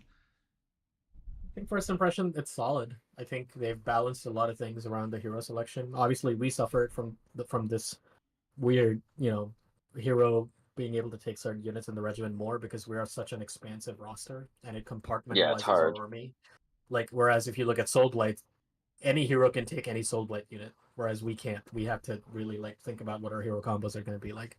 So that in that way, list building is difficult, but I think we have the power to be top 10. Top 5 possibly with the index and or points changes. I don't think we are like top 3. If we are top 5, it's probably at the bottom end of that 5. If we are top 10, then yeah, it's like we're firmly in the middle, but we're strong enough to, with some luck, win a lot of those matchups. Okay, and that's just faction pack or with the legend stuff's included? Both. I consider both. Like okay. Like the legend stuff is going to add some variety, but ultimately we're top 10 faction regardless. Yeah, it doesn't. The legend stuff doesn't seem strictly better. It seems like it. If you're leaning, side grade. If you're leaning into control, it gives you foot evocators as opposed to other units which are also good at control. It's not like you need foot evocators to make that style work, right? Totally. Dracolines are an interesting cavalry unit. They're not like the other ones. Their damage is comparable to Paladors, but they get to return a model every single turn. So again, not strictly better because it's a 10-inch move unit where Paladors, run, shoot, and charge. Neither of them has the damage of Dracoths either. So it's like there is pros and cons to this. It's not strictly better. The only exception that I see, it's 2. First is the Torlon giving a 5-up ward that is just so easy to use, way easier to use than any other wards that we have. And then the Boltstorm Judicators. Just volume shooting is not it's not in our book, and it's in the index. So like those are the 2 exceptions that kind of really annoy me, that there's nothing in the faction pack that's comparable. It's not to say that these units are necessary or that they're like a strict upgrade over what the faction pack does. It's just an option that doesn't exist in the faction pack, right?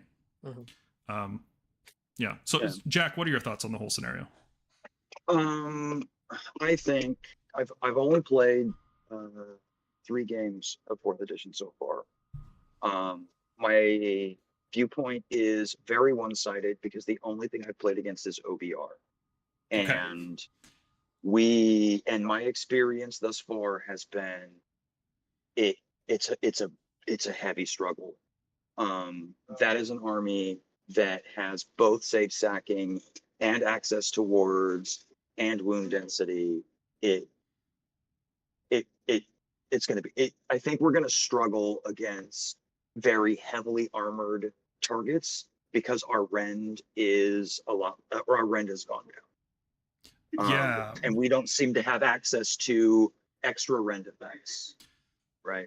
A lot of our units, our hammers are rend 1 that sometimes go up to rend 2. if we give them Honor Guard or if we give them like Right. anti-infantry on Vanquishers. We don't have Right. a lot of Ren 2. I think this is where Dracoths and Grandhammers come in. And Stormdrakes and as well. dragons. Yeah. And dragons. Agreed. But the problem with it is that those units that have the red don't have the wound density and don't have the point efficiency to go with it, right? So this isn't like a thing. We're not dealing with like 5 Chaos Knights being 20 wounds at -1 to hit, Ren 2 damage on the charge, right? Like that was our identity last edition, and that's gone. It's doable. I think that we are probably a top half army. I don't think we're going to be in that top pack, like the top 5, just based off of the index. Okay. I think it's the Legends pack is amazing. It fills a lot of gaps that the index itself lacks.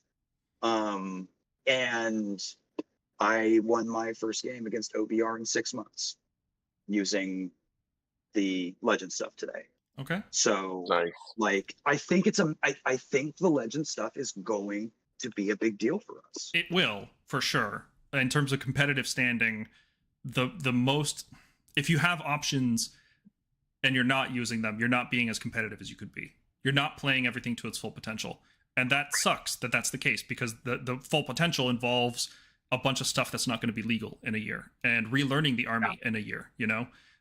If people are going to watch our show, all the episodes like the index review and the Battletome review, and they're going to be like, oh, well, this sucks. You guys are ranking all these units that are not going to be legal. I can't even buy them anymore. They're not, purchasable or legal soon. Right. So I'm not going to spend my money and time tracking them down. That's an awful feeling. And it's like, Yeah. it doesn't matter how balanced the game is if that's the case. And that's a really bad feeling. It's a baffling thing to me, because they could have literally given the Judicator crossbow bolt ability to Vanguard Raptors, the Vanguard Hunters, Presto Crossbows. And what that would have done is it would have made sure that the Judicators are playable. If there's, an old Stormcast collector who never collected any of the new models and just wants to play with their army, they have that option, but it's not like the best option because they're going to be retired in a year. But it's wild to me that Judicators with crossbows are just straight up better than Vanguard Raptors with Hurricane crossbows. Like, why would you do that? And they're straight, and they're better than they're different than Vigilors because they're a different. No, unit. I would say no. I'm gonna go ahead and say they're better than Vigilors actually. As a shooting unit, they're absolutely for better. sure. Yeah, absolutely better. Right. Hopefully, what we'll see is the Judicator abilities just move to those units. Right. So I hope the Battletome Vigilors does will just something. right. Give the Vigilors the Judicator ability. Give the Vanguard Hurricane crossbows the Boltstorm crossbow ability, and it's fun. I feel a lot better about it today. Though. I hope to see in the Battletome that we get a volume fire option. Like Hurricane Raptors should be the volume fire option. Instead of 4 shots, they should just be 6. It's that simple. Just +2 attacks each, and it fixes that unit. And then I also hope Dracoths. I want them to be 6 health, but I also want them to be Ren 2 on the Riders, not Ren 1. It doesn't feel right to me. Do something. Or the mounts. The mounts are Ren 2. Yes. Ren 2? Okay. They are Ren 2. But the Riders aren't, and I feel like they should be. Given if you want this unit to feel elite, to be the armor cracker, they need to have Ren 2. I think that should probably happen. Ren 2? No. No. The Knights go to Ren 2. And this is my hopes are purely for internal balance reasons. It has nothing to do with how we compare to other armies, right? I just, for the sake of like distinguishing these units further, I hope that happens, because like Vanguard Raptors with Hurricanes, like they just what's the point? Why would you use this unit? As for my thoughts, I thought oh, well, you know what? Damien asked the question. This kind of rolls into my thoughts. What are the top 5 armies? I'm going to put some out here and let me know if you guys agree with them. Cruel Boys, and this is in no particular order, just the good coming out of the gate, the armies looking the strongest are Cruel Boys, Lumineth, Ideneth, Ogres, maybe Nighthaunt. I think Nighthaunt are the weakest of those 5, just like they're good, but they're not as good as those other 4. Nighthaunt's problem is an undercosting problem, that's why. Yeah. We'll see. There's plenty of time to balance that, right? But yeah, that's what I consider to be the top 5, and I think we have the tools to deal with all of those because those are all infantry-based armies for the most. Like the units that matter in those armies are infantry or cavalry, and we have like or 10-man cavalry in particular, right? And I think we have the tools to deal with those. I think we had them. I think we had the tools before the Legends pack, and I think we especially have the tools now. So if that's the field, Stormcast can adapt, improvise, and conquer. So I personally thought with just the faction pack, Stormcast were looking like a top 10 army. We were in the, or at least the top half, right? Like we would come out the gate pretty strong. It would be a thing people have to consider when they think about what to bring. Like, oh, how do I beat Stormcast? You know, they're doing this cool thing. How do I beat that? How do I beat long strikes coming in and shooting me and then covering fire me and then, you know, retreating if I try to tag them with these like end of turn move abilities, right? Like they just can't be tied down. This is crazy. I think we have the tools to be top half. And then I think skilled players, with a skilled player, Stormcast army would have been a top 5 meta threat. Like we would be building the meta along with those other 4 armies I mentioned. I think we would knock Night Haunt out of that top 5. That's my take, personally. Personally, in my opinion, Cruel Boys and LRL are probably vying for the top spot right now. I do think those are the top 2. Yeah. I think there is like, I would put those in S tier, and then I think like Ogres and Idoneth would probably be A tier. And then Stormcast would be A tier as well. Yeah. With the faction, with the Legend stuff, Stormcast have a good chance of like, it just feels so good. Like we were able to beat the meta, but now we just will be the meta. Like everything we do can be refined so much more with the Legend stuff. You know, we've got the volume shooting, we've got the cool new tricks with the Dracolines, we've got the deep strike charges. Whatever we want to do is we're just going to be good at it. It's not going to be like half baked like it feels sometimes with the faction pack. Like, does the Imeratant stack? We don't know.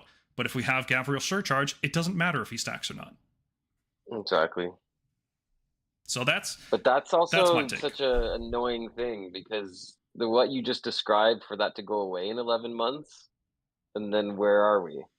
Right? Like, it's frustrating. We'll have to do a Battle Tome review update. Another 9-hour video.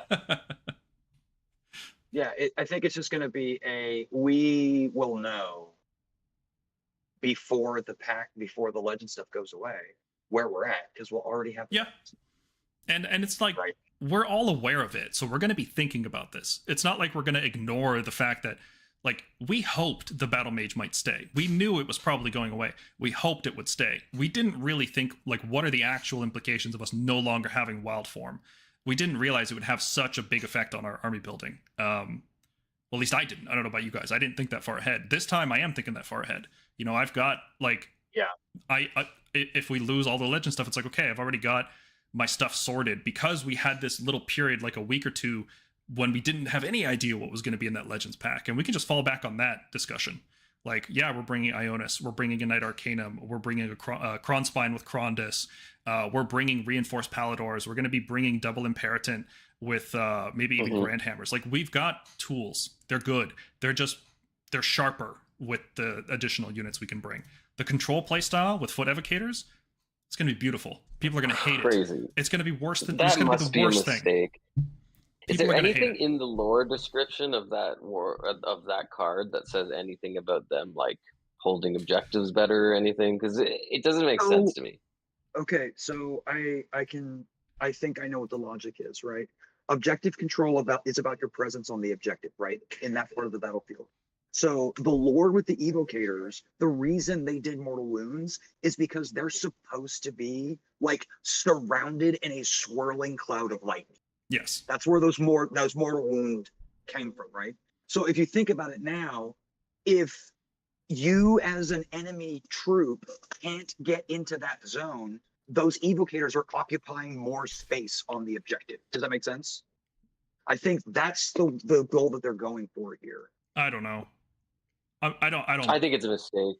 It does seem like it seems like it doesn't match the narrative of this unit, but it's a cool new angle to take the unit in because there's too much hammer infantry in this army already. A control infantry is a really cool thing. Yeah. Yeah. Right. think that wraps it up. Yeah, let's just answer a couple questions in chat. Shazzy Bear says, "Is the new 4.0 Skaventide Stormcast half worth buying?" It's hard to tell The because Skaven half. Skaven half definitely. The Stormcast half is like none of the units are like must-haves. You can play completely without any of them. But who knows what the battle tome's going to bring? Like stuff like prosecutors are just a tiny point change away from being really good, to the point where you might even bring like 2x6, 2 squads of 6. They're just like so close to it. So if you like the models, that's the most important thing. Liberators are not looking very good, but again, if they go down to 100 points, all of a sudden they're playable and good. Yeah. So nothing's ever that bad. You should always buy models. Damien asks, where is the Legends stuff? It is in the same Warhammer community article that they just put up today that has the faction pack for Stormcast. It's just all the way at the bottom. You have to scroll all the way down. If you can't find it for some reason, you can jump into the Stormkeep Discord server. We have them both PDFs in a single post in the announcements at the top of the server. So, yep. Okay, so yeah, that'll be good. That's a nice 4-hour stream. Heck yeah, that was fun. Thanks everybody for tuning in. Jack, you want to give the spiel on plugging our show? I'm not good at it. Yeah. As Paul said, thanks everybody. We appreciate you tuning in. Please join us on the Discord discussion for the Stormkeep. The link should be in the description below. And if you appreciate it and like it, give us a thumbs up, man. We appreciate it, and see you later.